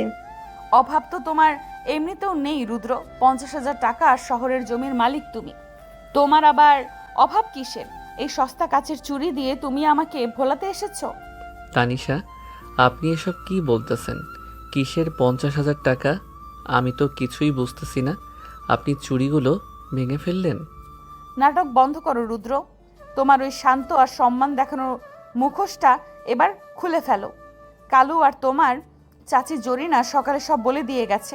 আমার বাবা নিজের সম্মান বাঁচাতে তোমাকে টাকা আর জমির লোভ দেখিয়েছিল, আর তুমি সেই লোভে আমাকে বিয়ে করেছো, তাই না? রুদ্রের মাথায় যেন বাজ পড়লো। সে স্তব্ধ হয়ে তানিশার দিকে তাকিয়ে রইল। যে মেয়েটার সম্মান বাঁচাতে সে নিজের মেম্বার বাবার মতো মানুষের মুখের উপর কথা বলে কাজ হারালো, সেই মেয়েটা আজ তাকে সামান্য কিছু টাকার জন্য বিক্রি হয়ে যাওয়া মানুষ ভাবছে। রুদ্রের বুকের ভেতরটা দুমড়ে মুচড়ে গেল। তানিশা, আপনি সত্যি এই কথা বিশ্বাস করলেন?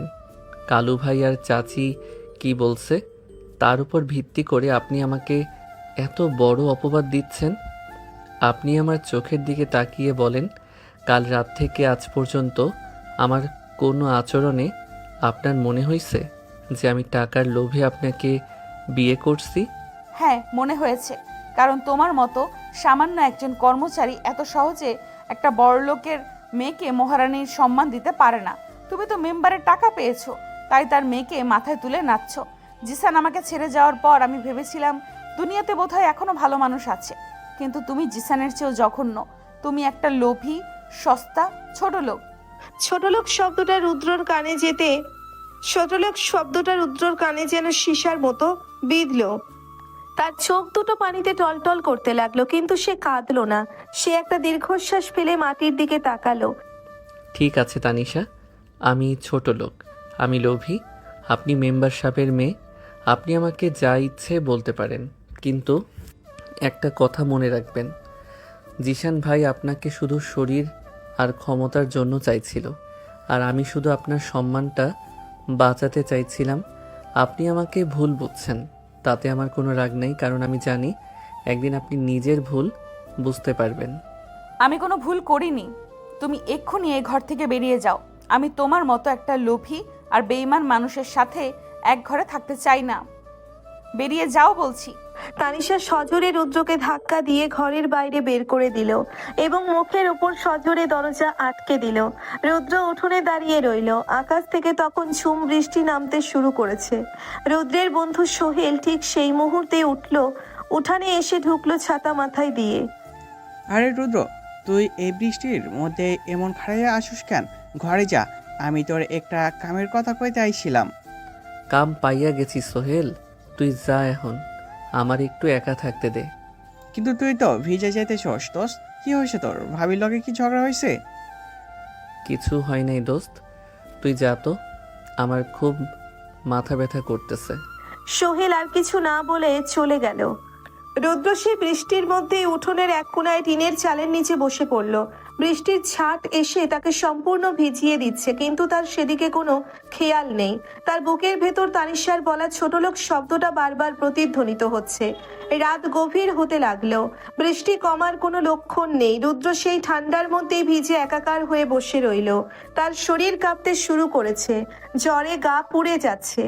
ঘরের ভেতর তানিশাও ঘুমাতে পারেনি। তার জেদ আর রাগ ধীরে ধীরে কমতে শুরু করেছে। বারবার রৌদ্রের সেই শান্ত আর কষ্টমাখা চোখের দৃশ্যটা তার মনে পড়ছে। ছেলেটা কোনো প্রতিবাদ করলো না, কোনো প্রমাণ চাইলো না, শুধু চুপচাপ অপমানগুলো মেনে নিল। তানিশার বুকের ভেতর কেমন যেন একটা চিনচিনে ব্যথা শুরু হলো। হুট করে বাইরে থেকে টুলি দরজার ধাক্কা দিতে লাগলো। ভাবি, ও ভাবি, দরজাটা খোলো জলদি, ভাইয়া তো মইরা যাইতাছে। তানিশা চমকে উঠে দ্রুত দরজা খুলল। টুলুর চোখে পানি। কি হয়েছে টুলি? তুমি কাঁদছো কেন? আর রুদ্র কোথায়? ভাইয়া তো বাহিরের বারান্দায় পইরা আছে, সারা রাত বৃষ্টিতে ভিজছে। ভাইয়ার গায়ে তো মারাত্মক জ্বরে ভাইয়া তো বেহুশ হইয়া গেছে। আম্মু তো অঘরে ঘুমাইতাছে। আমি উঠটা দেখি ভাইয়া বারান্দায় পইরা কাঁপতাছে। ভাবি, তুমি জলদি আসো। তানিশার পুরো শরীর যেন জমে গেল। সে এক ছুটে বাইরে বারান্দায় চলে গেল। দেখলো রুদ্র মাটিতে পড়ে আছে, তার পুরো শরীর জ্বরে কাঁপছে। বৃষ্টির পানিতে তার শার্ট প্যান্ট লেপ্টে আছে। তানিশা দৌড়ে গিয়ে রুদ্রের মাথাটা নিজের কোলের উপর তুলে নিল। রুদ্র গায়ে হাত দিতেই তানিশা শিউরে উঠল। রুদ্রের গা জ্বরে একদম পুড়ে যাচ্ছে। রুদ্র, চোখ খোলো। এই রুদ্র, তুমি সারা রাত এই বৃষ্টির মধ্যে বসেছিলে কেন? পাগল হয়েছো তুমি? টুলি, তুমি জলদি ঘর থেকে একটা শুকনো কাঁথা আর গামছা নিয়ে আসো, আর একটা বাটিতে পানি নিয়ে আসো। আচ্ছা ভাবি, আমি দৌড়াইয়া যাইতাছি। তানিশা দ্রুত মাথাটা নিজের বুকের সাথে চেপে ধরল। রুদ্র জ্বরের ঘোরে কাঁপতে কাঁপতে সে অস্পষ্ট স্বরে কথা বলতে লাগলো। আমি টাকা নেই নাই মেম্বার সাহেব, আমি আপনার টাকা নেই নাই। আমি তানিশাকে, আমি ওনাকে শুধু সম্মান করতে চাইছি। উনি আমাকে বেঈমান বলল, আমি বেঈমান না।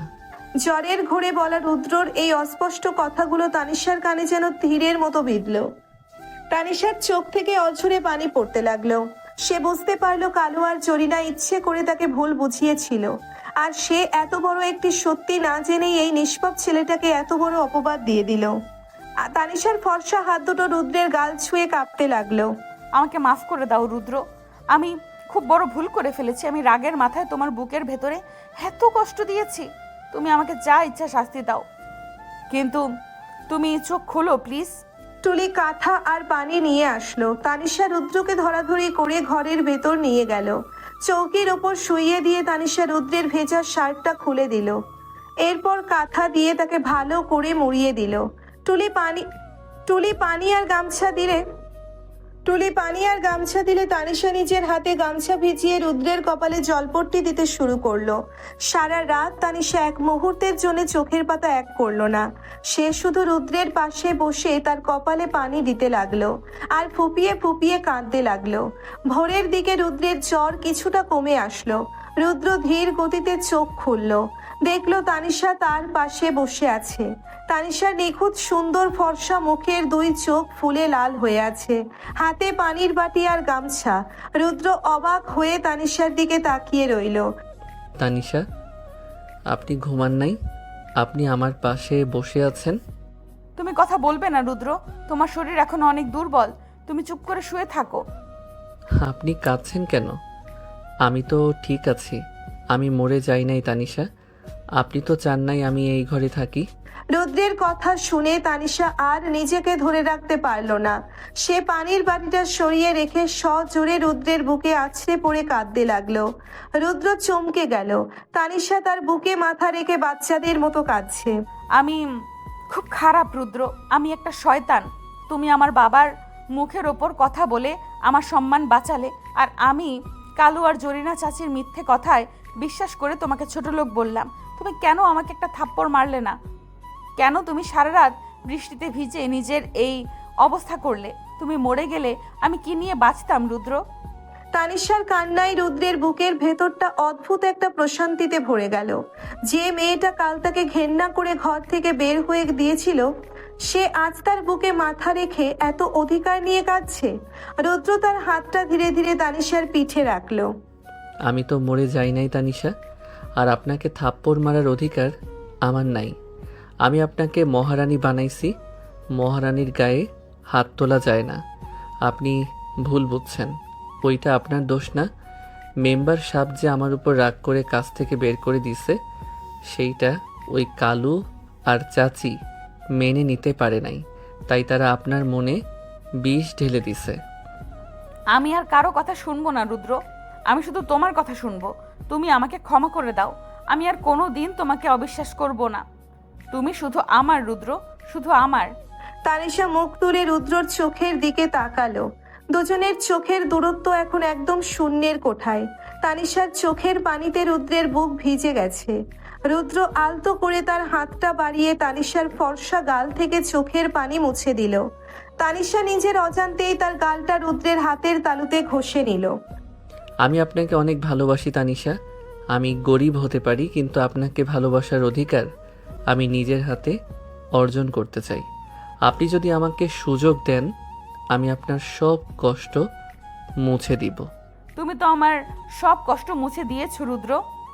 জিসান আমাকে ধোকা দিয়ে যা কষ্ট দিয়েছিল, তোমার এই জ্বর, তোমার এই নিঃস্বার্থ ভালোবাসা আমাকে তার চেয়েও বেশি কাছে টেনে নিয়েছে। আমি তোমার মতো করে তোমাকে ভালোবাসতে পারবো কিনা জানি না, তবে আমি কথা দিচ্ছি, আমি সারা জীবন তোমার এই ভাঙা ঘরেই তোমার বউ হয়ে থাকবো। তানিশা ধীরে ধীরে নিজের মাথাটা আবার রুদ্রের বুকের ওপর রাখলো। রুদ্র তানিশাকে পরম মমতায় নিজের দুই হাত দিয়ে জড়িয়ে ধরলো। বাইরে ভোরের মিষ্টি বাতাস বইছে। রাতের ঝড়ের পর প্রকৃতি যেমন শান্ত হয়ে যায়, ঠিক তেমনি তানিশা আর রুদ্রের ভেতরের সব অভিমান আর ভুল বোঝাবুঝির ঝড় শেষ এক অদ্ভুত শান্তির নীড় তৈরি হলো। তাদের এই জড়িয়ে ধরে থাকার দৃশ্যটা বুঝিয়ে দিচ্ছে, ভালোবাসা কোনো টাকা বা ক্ষমতার উপর নির্ভর করে না। ভালোবাসা নির্ভর করে সম্মান, বিশ্বাস আর নীরব যত্নের ওপর। সকালের স্নিগ্ধ রোদ ভাঙা টিনের চালের ফাঁকা দিয়ে রুদ্রের ঘরে এসে পড়েছে। রুদ্রের জ্বর এখন অনেকটাই কমে গেছে। তানিশা সারা রাত এক মুহূর্তের জন্যেও চোখের পাতা এক করেনি। রুদ্রের মাথার কাছে বসে একাধারে জলপট্টি দিয়ে গেছে। তানিশার ফর্সা মুখটা রাত জাগার কারণে কিছুটা ক্লান্ত দেখাচ্ছে, কিন্তু চোখে এক অদ্ভুত প্রশান্তি। রুদ্র ধীর গতিতে চোখ খুলল। চোখ খুলেই দেখলো তানিশা তার দিকে এক দৃষ্টিতে তাকিয়ে আছে। রুদ্র ঠোঁটের কোণে একটি তৃপ্তির হাসি ফুটে উঠল। তানিশা, আপনি সারা রাত ঘুমান নাই? চোখগুলো কেমন লাল হয়ে গেছে আপনার। আমার জ্বর তো কমে গেছে, আপনি একটু ঘুমিয়ে নিতেন। তুমি কথা বলবে না একদম।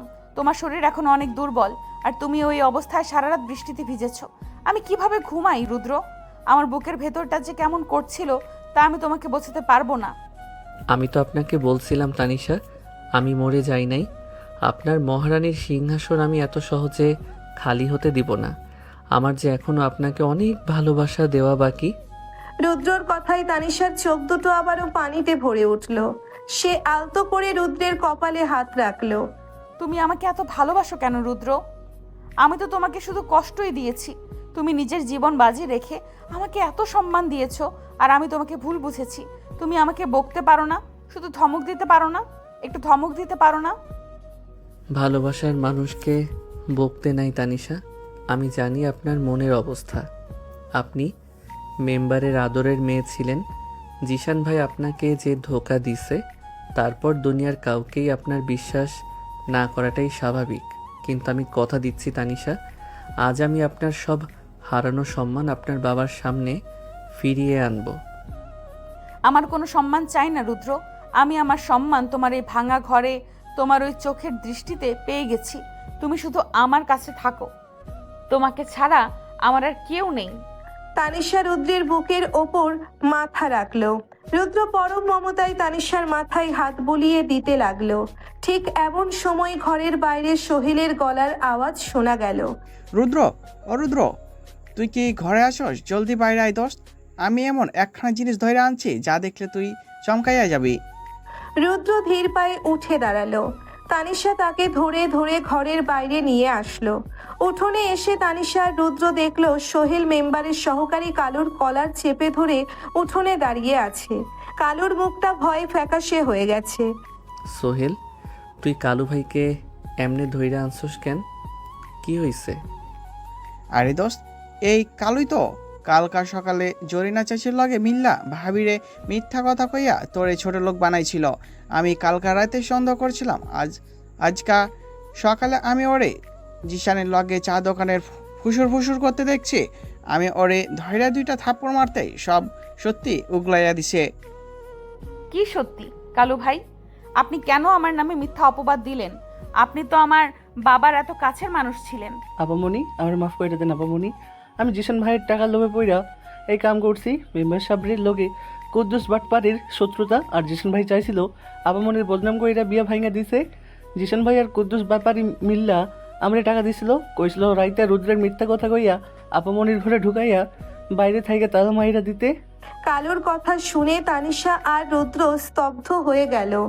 তানিশার পুরো শরীরটাকে কাঁপতে শুরু করলো। সে জিশানকে এত ভালোবেসেছিল, সে শুধু তাকে বদনাম করার জন্যেই এত বড় চক্রান্ত করেছে। তুই এত বড় বেইমানি করলি কালু।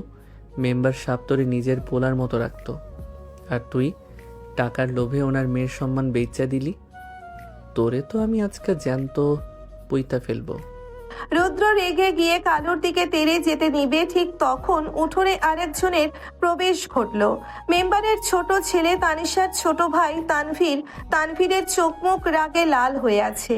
সে সোজা এসে রুদ্রের কলার চেপে ধরলো। সুরের বাচ্চা উদ্র, তুই আমার বোনের সম্মান নষ্ট করেছিস। কালু আমাকে সব বলেছে সকালে, তোকে আজ আমি খুন করে ফেলবো। তানভীর, হাত ছাড় রুদ্রর। তুই ওকে একটা আচরও দিবি না। আপু, তুই এই ছোট লোকের পক্ষ নিচ্ছিস? তুই জানিস না আব্বু কতটা ভেঙে পড়ছে তোর জন্য। আব্বু সারা রাত ঘুমায় নেই, আর তুই এই কর্মচারীর বউ হয়ে এখানে বসে আছিস। আমি ওকে আজ মেরেই ফেলবো। তানভীর ভাই, আপনি আমাকে মারতে চান মারেন, কিন্তু তার আগে কালুর কথাটা একবার শোনেন। আমি আপনার বোনের গায়ে হাত তুলি নাই। আমি ওনাকে নিজের জীবনের চেয়ে বেশি সম্মান করি। আপনি আপনার বোনের দিকে তাকাইয়া দেখেন, ওনার কি মনে হয় উনি আমার ঘরে কষ্টে আছে? তানভীর রুদ্রের কলার ছেড়ে তানিশার দিকে তাকালো। তানিশার চোখে কোনো ভয় নেই, বরং রুদ্রের জন্য এক বুক ভালোবাসা। তানভীর অবাক হয়ে গেল। আপু, কালু কি বলছে? তোরা কি লুকাচ্ছিস আমার কাছ থেকে? তানভীর ভাই, আপনি নিজের কান দিয়া শোনেন এই নেমক হারাম কালু কি কয়। বল কালু, তানভীর ভাইয়ের সামনে সব সত্যি বলবি। কালু ভয়ে ভয়ে তানভীরের সামনে সব সত্যি স্বীকার করলো। কিভাবে জিশান আর কুদ্দুস ব্যাপারী মিলে তানিশাকে ফাঁসানোর চক্রান্ত করেছিল, কিভাবে রুদ্রকে মিথ্যা বলে ঘরে ঢুকানো হয়েছিল। সব শুনে তানভীরের মাথায় যেন বাজ পড়লো। সে ধপ করে মাটিতে বসে পড়লো।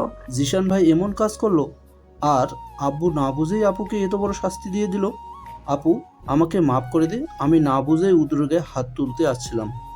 আমি তোকে মাফ করে দিয়েছি তানভীর, কিন্তু আব্বু আমাকে যেভাবে অপবাদ দিয়ে ঘাট ধাক্কা দিয়ে বের করে দিয়েছে, সেটা আমি কোনোদিন ভুলবো না। তানভীর ভাই, মেম্বার সাহেব একজন বাবা। বাবার সম্মান যখন মাটিতে মিশে যায়, তখন বাবা হিতাহিত জ্ঞান হারিয়ে ফেলে। মেম্বার সাহেবের জায়গায় আমি থাকলে হয়তো আমিও এমনটাই করতাম, কিন্তু আজ মেম্বার সাহেবের হারানো সম্মান ফিরিয়ে দেওয়ার সময় আসছে। গ্রামে আজ সালিশ বসছে না? হ্যাঁ উদ্র, শোভান মাতাব্বর আজ সালিশ ডাকছে। জিশান আর কুদ্দুস ব্যাপারী মিলে আব্বুকে ঘরে করার জন্য পুরো গ্রাম ডাকছে। আব্বু তো অপমানে বাড়ি থেকে বেরই হচ্ছে না। চলেন তানভীর ভাই, আজ ওই সালিশেই জিশানের মুখোশ খুলব। আমার বউয়ের গায়ে যে কলঙ্কের দাগ ওরা লাগাইছে, আজ সবার সামনে সেই দাগ আমি মুছে দিব। সোহেল, কালুকে শক্ত করে ধর। তানিশা, আপনি মায়ের সাথে পরে সালিশের জায়গায় আসেন। রুদ্র, তোমার শরীর খারাপ, তুমি সাবধানে থেকো। জিসান খুব ভয়ঙ্কর মানুষ। মহারানীর আশীর্বাদ যার সাথে আছে তার কোনো ভয় নাই তানিশা। আপনি শুধু ভরসা রাখেন আমার উপর। রুদ্র, তানভীর আর সোহেল কালুকে নিয়ে সালিশের দিকে রওনা হলো। গ্রামের বিশাল বটতলায় সালিশ বসেছে। পুরো গ্রামের মানুষ জড়ো হয়েছে। মাঝখানে সুফান মাতব্বর বসে আছেন। একপাশে কুদ্দুস ব্যাপারী আর জিশান মুখে শয়তানি হাসি নিয়ে বসে আছে। মেম্বার রহমত আলী মাথা নিচু করে এক কোণায় বসে আছেন। তার চোখ মুখ অপমানে ফ্যাকাশে হয়ে আছে। মাতব্বর সাহেব, আর কতক্ষণ বসে থাকুম? মেম্বার সাহেবের মাইয়া তো যেই কীর্তি করেছে, এরপর তো মেম্বার সাহেবের এই গ্রামে রাখা কোনো মানেই হয় না। মেম্বার সাহেবের এক ঘরে করা হোক। মেম্বার সাহেব, আপনি গ্রামের একজন মান্যগণ্য মানুষ ছিলেন, কিন্তু আপনার মেয়ে তানিশা বিয়ের রাতে যা করলো তা তো পুরো গ্রামের জন্য কলঙ্ক। জিশান বাবা, তুমি নিজের চোখে দেখছো তো? যে মাতবর সাহেব, আমি নিজের চোখে দেখেছি তানিশার ওই কর্মচারী রুদ্র বন্ধ ঘরে একসাথে ছিল। আমার তো গ্রিনে মরে যেতে ইচ্ছে করছিল। মেম্বারের মেয়ে হয়ে এত নিচু কাজ! আমাকে আপনারা যা শাস্তি দেওয়ার দেন মাতব্বর সাহেব। মাতব্বর সাহেব, আমার মেয়ে আমার মুখ পুড়িয়েছে। আমি আর এই মুখ কাউকে দেখাতে চাই না। ঠিক সেই মুহূর্তেই রুদ্রের বজ্র কঠিন কণ্ঠস্বর সালিশির মাঠে কেঁপে উঠল। মাথা নিচু করবেন না মেম্বার সাহেব। আপনার মেয়ের কোনো দোষ নাই। আপনার মেয়ে পবিত্র ছিল, পবিত্র আছে আর পবিত্র থাকবে। সবাই চমকে ঘাড় ঘুরিয়ে তাকালো। রুদ্র, তানভীর আর সোহেল কালুকে নিয়ে সালিশির মাঠে প্রবেশ করলো। তানিশা আর হাসিনা বেগমও দূর থেকে এসে সালিশের এক পাশে দাঁড়ালো। রুদ্রর তেজদীপ্ত চোখ দিশানের দিকে স্থির হয়ে আছে। এই ছোট লোক কর্মচারী, তুই এইখানে আসছিস কোন সাহসে? মাতবর সাহেব, দেখেন, এই সে রুদ্র যে তানিশার সাথে নোংরামি করছে। ওকে ঘাড় ধাক্কা দিয়ে বের করে দেন। মুখ সামলে কথা বলবি জিশান। তানিশা আমার স্ত্রী। আমি তোকে আগেই বলছিলাম আমার স্ত্রীর দিকে আঙুল তুললে আমি আঙুল কেটে ফেলবো। মাতব্বর সাহেব, জিশান কাল রাতে যে গল্পটা আপনাদের শোনাইছে তা পুরোটাই মিথ্যা। তানিশা সম্পূর্ণ নির্দোষ। মিথ্যে কথা! তুই মেম্বারের টাকায় বিক্রয় হয়ে এখন মেম্বারের মাইয়ারে বাঁচানোর চেষ্টা করতেছস। আমরা সব জানি রুদ্র। আমি কারো টাকায় বিক্রি হই নাই কুদ্দুস ব্যাপারী। আমি আমার স্ত্রীর সম্মান বাঁচাতে এখানে আসছি। কালু ভাই, সামনে আসো, সবাইকে সত্যি কথা বলো। কালু ভয়ে কাঁপতে কাঁপতে সবার সামনে এসে দাঁড়ালো। সে সুফান মাতব্বরের পায়ের কাছে বসে পড়ে কাঁদতে শুরু করলো। মাতব্বর সাহেব, আমারে মাফ করে দেন। রোজা ঠিক কথাই কইতেছে। জিশান ভাই আর কুদ্দুস ব্যাপারী মিল্লা আমার 20,000 টাকা দিয়েছিল। জিশান ভাই চেয়েছিল আপামনের বদনাম কইরা মেম্বার সাহেবরে পথে বসাইতে, তাই তারা আমারে দিয়া রুদ্রের মিথ্যা কথা কইয়া আপামনির ঘরে পাঠাই আর বাইরে থেকে তালা মাইরা দেয়। আপামনি আর রুদ্র একদম নির্দোষ। কালুর কথা শুনে পুরো সালিশের মাঠে পিনপতন নীরবতা নেমে আসলো। সবাই বিস্ময়ে স্তব্ধ হয়ে গেল। জিশান আর কুদ্দুস ব্যাপারীর মুখের রং মুহূর্তের মধ্যেই ফ্যাকাশে হয়ে গেল। মিথ্যে কথা! কালু মিথ্যে বলছে। রুদ্র কালুকে টাকা দিয়ে কিনে নিয়েছে। মাতবর সাহেব, আপনি এই কালুর কথা বিশ্বাস করবেন না। মুখ বন্ধ কর জিশান ভাই। তুই আমার বোনের জীবনটা নষ্ট করার জন্য এত বড় চক্রান্ত করলি। আব্বু, তুই নিজের কানে শুনলে তো আপু কোনো দোষ করে নেই। এই শয়তানটা আপুকে ফাঁসানোর জন্য কালুকে টাকা দিয়েছিল। জিশান, কুদ্দুস ব্যাপারী, কালু কি সত্যি কথা বলছে? তোমরা এত বড় জঘন্য কাজ করলা গ্রামের একজন মেম্বারের সাথে? মেম্বার রহমত আলী এতক্ষণ মাথা নিচু করে বসেছিলেন। সত্যিটা জানার পর তার পুরো শরীর কাঁপতে শুরু করলো। তিনি নিজের মেয়েকে কত বড় অপবাদ দিয়েছেন, কত কষ্ট দিয়েছেন তা ভেবে তার বুকের ভেতরটা ফেটে যেতে লাগলো। তিনি ধীর পায়ে উঠে জিশানের সামনে গিয়ে দাঁড়ালেন। তুই আমার মেয়ের নামে মিথ্যা অপবাদ দিলি, আমার সম্মান ধুলে মিশিয়ে দিলি। এত বড় সাহস শয়তান! রহমত আলী সজোরে জিশানের গালে এক থাপ্পড় বসিয়ে দিলেন। থাপ্পড়ের আঘাতে জিশান মাটিতে পড়ে গেল। তানভীর আর সোহেল তেড়ে গিয়ে জিশানকে ধরে নিবে, তখন মাতব্বর তাদের থামালেন। থামো সবাই। জিশান আর কুদ্দুস ব্যাপারী যে অপরাধ করছে তার শাস্তি তারা পাবে। তাদের দুইজনকে গ্রাম থেকে ঘাড় ধাক্কা দিয়ে বের করে দেওয়া হইবে। জিশান আর কুদ্দুস ব্যাপারী ভয়ে কাঁপতে কাঁপতে সেখান থেকে পালিয়ে যাওয়ার চেষ্টা করলো, কিন্তু গ্রামের মানুষ তাদের ঘিরে ফেললো। মেম্বার রহমত আলী ধীরে ধীরে ঘুরে তানিশার দিকে তাকালেন। তানিশা দূরে দাঁড়িয়ে ফুপিয়ে ফুপিয়ে কাঁদছে। রুদ্র তানিশার পাশে গিয়ে দাঁড়ালো। রহমত আলী ধীর পায়ে তানিশার সামনে এসে দাঁড়ালেন। তার চোখ দিয়ে অঝরে পানি ঝরছে। মারে, আমার তানিশা মা, আমাকে তুই মাফ করে দে মা। আমি তোর বাবা হয়ে তোকে বিশ্বাস করতে পারি নাই। আমি অহংকারের মোহে অন্ধ হয়ে নিজের কলেজার টুকরোকে বাড়ি থেকে ঘাড় ধাক্কা দিয়ে বের করে দিছি। তুই আমাকে শাস্তি দে মা, কিন্তু আমাকে ক্ষমা করে দে। রহমত আলী তানিশার সামনে হাত জোর করে কাঁদছেন। তানিশার বুকের ভেতরটা দুমড়ে মুচড়ে যাচ্ছে। সে তার বাবার হাত দুটো ধরে ফেললো। আব্বু, তুমি জোর করছো কেন? তুমি আমার বাবা, আমি তোমাকে মাফ করে দিয়েছি আব্বু। আমার মাটা কত ভালো। চল মা, এই রুদ্রের সাথে তোর আর থাকার দরকার নেই। আমি জিসানের চক্রান্তের শিকার হয়ে তোকে ওর সাথে বিয়ে দিয়েছিলাম। এখন যখন সত্যিটা সামনে আসছে, তখন তুই আবার তোর রাজপ্রাসাদে ফিরে চল। আমি তোর জন্য শহরের সবচেয়ে বড় ছেলের সাথে বিয়ের ব্যবস্থা করব। চল মা। রহমত আলীর কথা শুনেই রুদ্রের বুকের ভেতরটা ধক করে উঠল। সে এক পা পিছিয়ে গেল। তার মনে হলো তার পৃথিবীটা বুঝি এইখানেই শেষ হয়ে গেল। মেম্বার সাহেব তানিশাকে নিয়ে গেলে তার কি হবে? তানিশা কি সত্যি তার রাজপ্রাসাদে ফিরে যাবে? রুদ্রের চোখ দুটো পানিতে টলমল করতে লাগলো। তানিশা রহমত আলীর হাতটা আস্তে করে ছেড়ে দিল।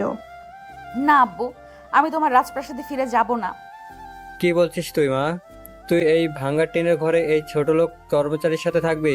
তুই তো জীবনে কোনোদিন কষ্ট করিস নাই, তুই কিভাবে থাকবি? আব্বু, তুমি যাকে ছোট লোক বলছো তার মনটা তোমার এই রাজপ্রাসাদের চেয়েও অনেক বড়। কাল রাতে যখন তুমি নিজের সম্মান বাঁচাতে আমাকে রাস্তায় ছুঁড়ে ফেলে দিয়েছিলে, তখন এই রুদ্র আমাকে বুকে আগলে রেখেছিল। তুমি বাবা হয়ে আমাকে নষ্টা বলেছো, আর সে স্বামী হয়ে আমাকে মহারানীর সম্মান দিয়েছে। তানিশা কথাগুলো বলতে বলতে রুদ্রের দিকে ফিরে তাকালো। রুদ্র অবাক হয়ে তানিশার দিকে তাকিয়ে আছে। তানিশা সবার সামনে রুদ্রের হাতটা শক্ত করে নিজের হাতের মুঠোয় নিল। আমি তোমার বিলাসবহুল জীবনে হয়তো শান্তিতে ছিলাম আব্বু, কিন্তু সত্যিকারের ভালোবাসা আমি এই ভাঙা ঘরেই পেয়েছি। যে ছেলেটা আমার সম্মান বাঁচাতে সারা রাত বৃষ্টিতে ভিজে মরতে বসেছিল, যে ছেলেটা নিজে না খেয়ে আমার মুখের সামনে খাবার তুলে দিয়েছিল, তাকে ছেড়ে আমি জান্নাতেও যাব না। মা, তুই তো ওকে ভালোবাসিস না। তুই তো রাগের মাথায় ওকে বিয়ে করতে বাধ্য হয়েছিস। তুই শুধু জেদ করছিস মা। জেদ না আব্বু, এটা আমার বুকের ভেতরের বিশ্বাস। আমি রুদ্রকে ভালোবাসি। হ্যাঁ, আমি রুদ্রকে ভালোবাসি। ও সামান্য কর্মচারী হতে পারে, ওর ঘরে অভাব থাকতে পারে, কিন্তু ওর ভালোবাসায় কোনো ধোঁকা নেই, কোনো স্বার্থ নেই। আমি আমার রাজপ্রাসাদ এখন এই রুদ্রর বুকে। আমি ওর মহারানী হয়েই সারা জীবন কাটাতে চাই। তানিশার মুখে সবার সামনে এমন তেজদীপ্ত কথা শুনে পুরো সালিশের মানুষ স্তব্ধ হয়ে গেল। রুদ্রের চোখ দিয়ে অঝরে পানি পড়তে লাগলো। সে তার শক্ত হাত দিয়ে তানিশার ফর্সা হাতটা আরো শক্ত করে চেপে ধরলো। রহমত আলী বুঝতে পারলেন তিনি তার মেয়েকে হারিয়েছেন। তার অহংকার আজ এক নিঃস্বার্থ ভালোবাসার কাছে হেরে গেছে।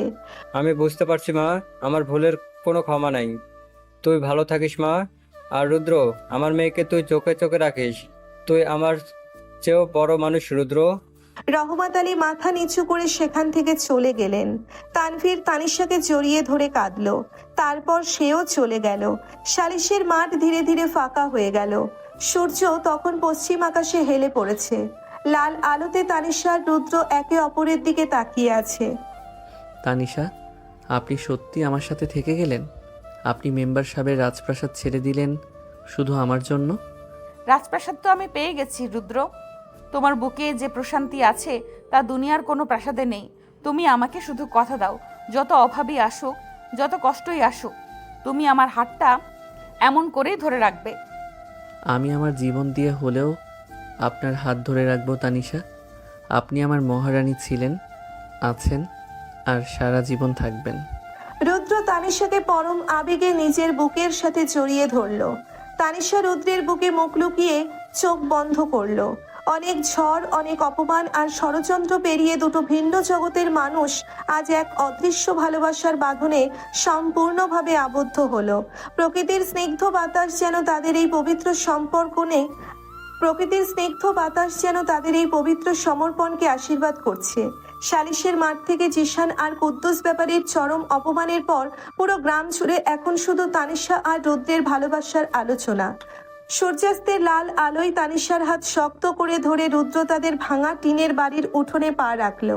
রুদ্রের মা হাসিনা বেগম দৌড়ে এসে তানিশাকে বুকে জড়িয়ে ধরলেন। আমারে মাফ কইরা দে মা, আমি তোরে না বুঝা কত খারাপ কথা কইছি।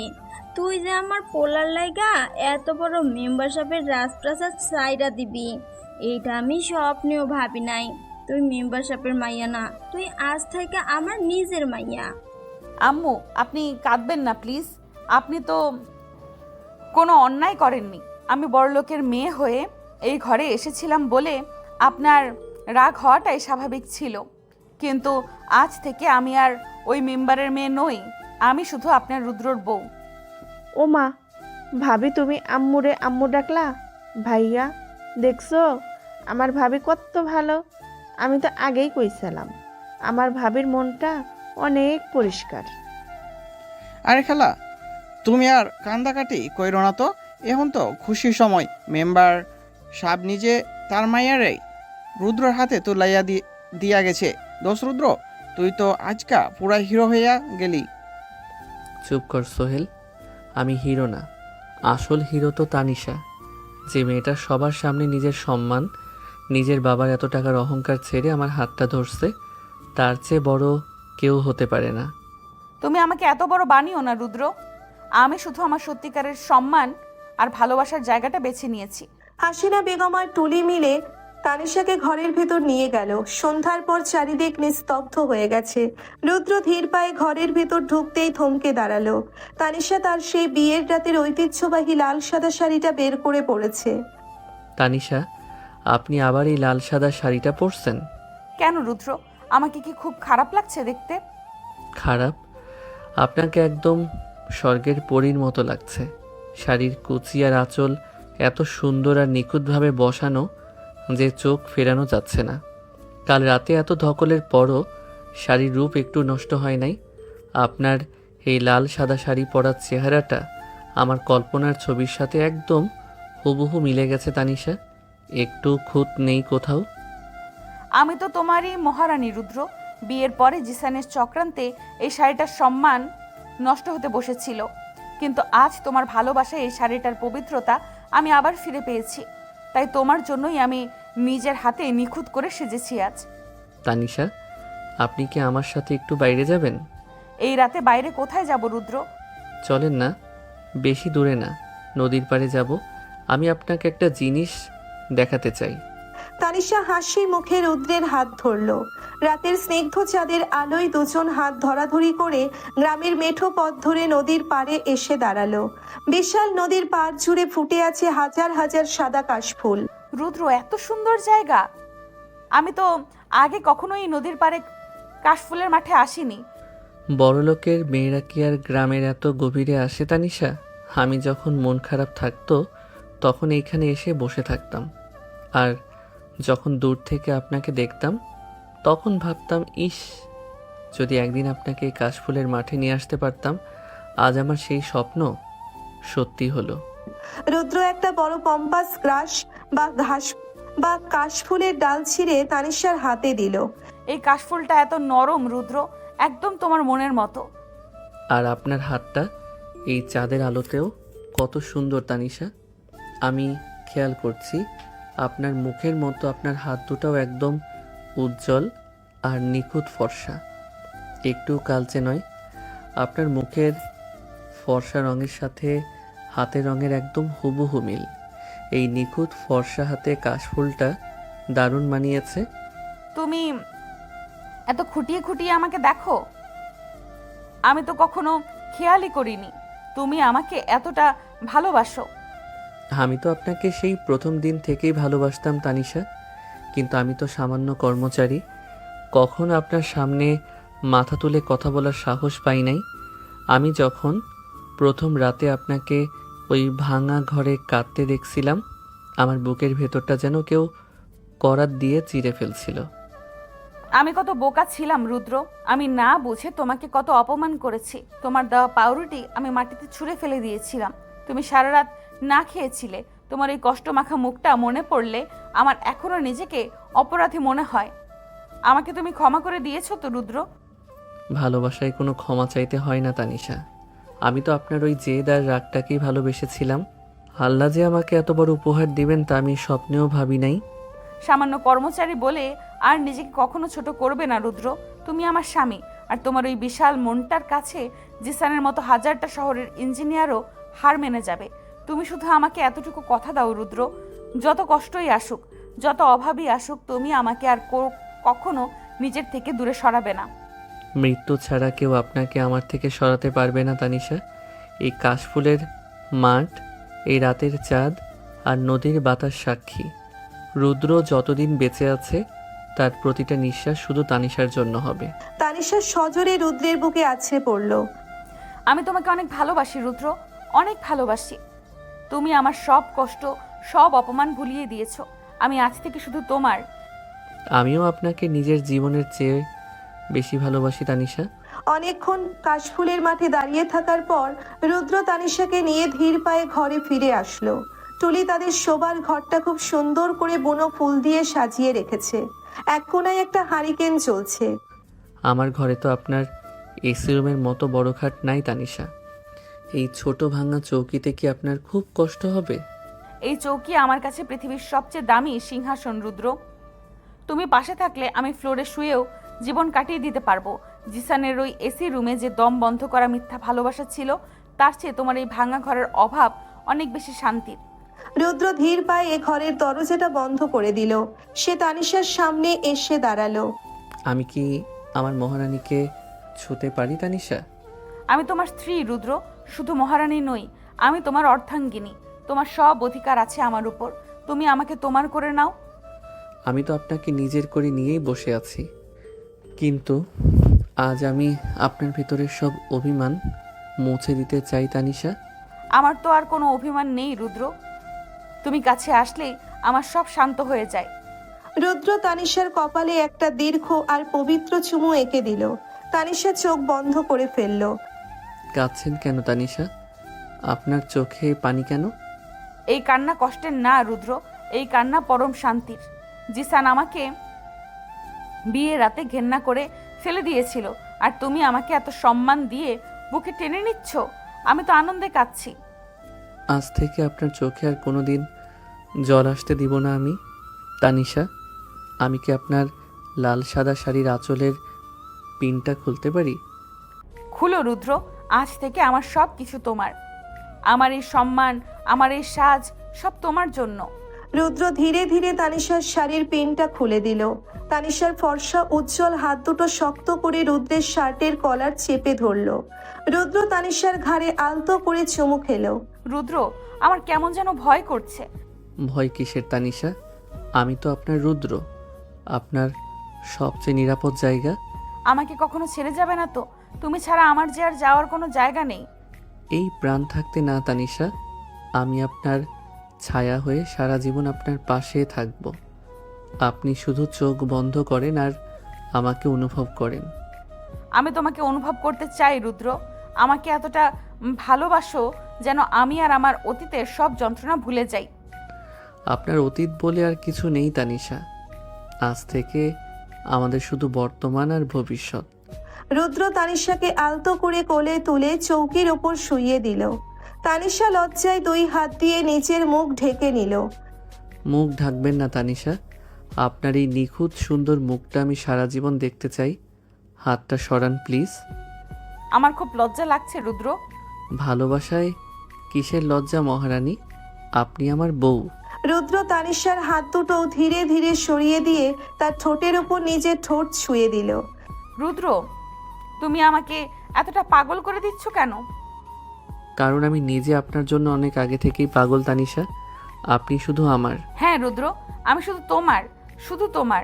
রাতের নীরবতায় তাদের ফিসফিসানি আর গভীর ভালোবাসার আদান প্রদান চলতে লাগলো। রুদ্রর পরম যত্নে তানিশা ভুলে গেল তার জীবনের সব অতীত কষ্ট। সে নিজেকে সম্পূর্ণভাবে রুদ্রের কাছে সমর্পণ করলো। ভোরের আলো ফোটার সাথে সাথে তানিশা চোখ খুলল। রুদ্র, তুমি জেগে আছো?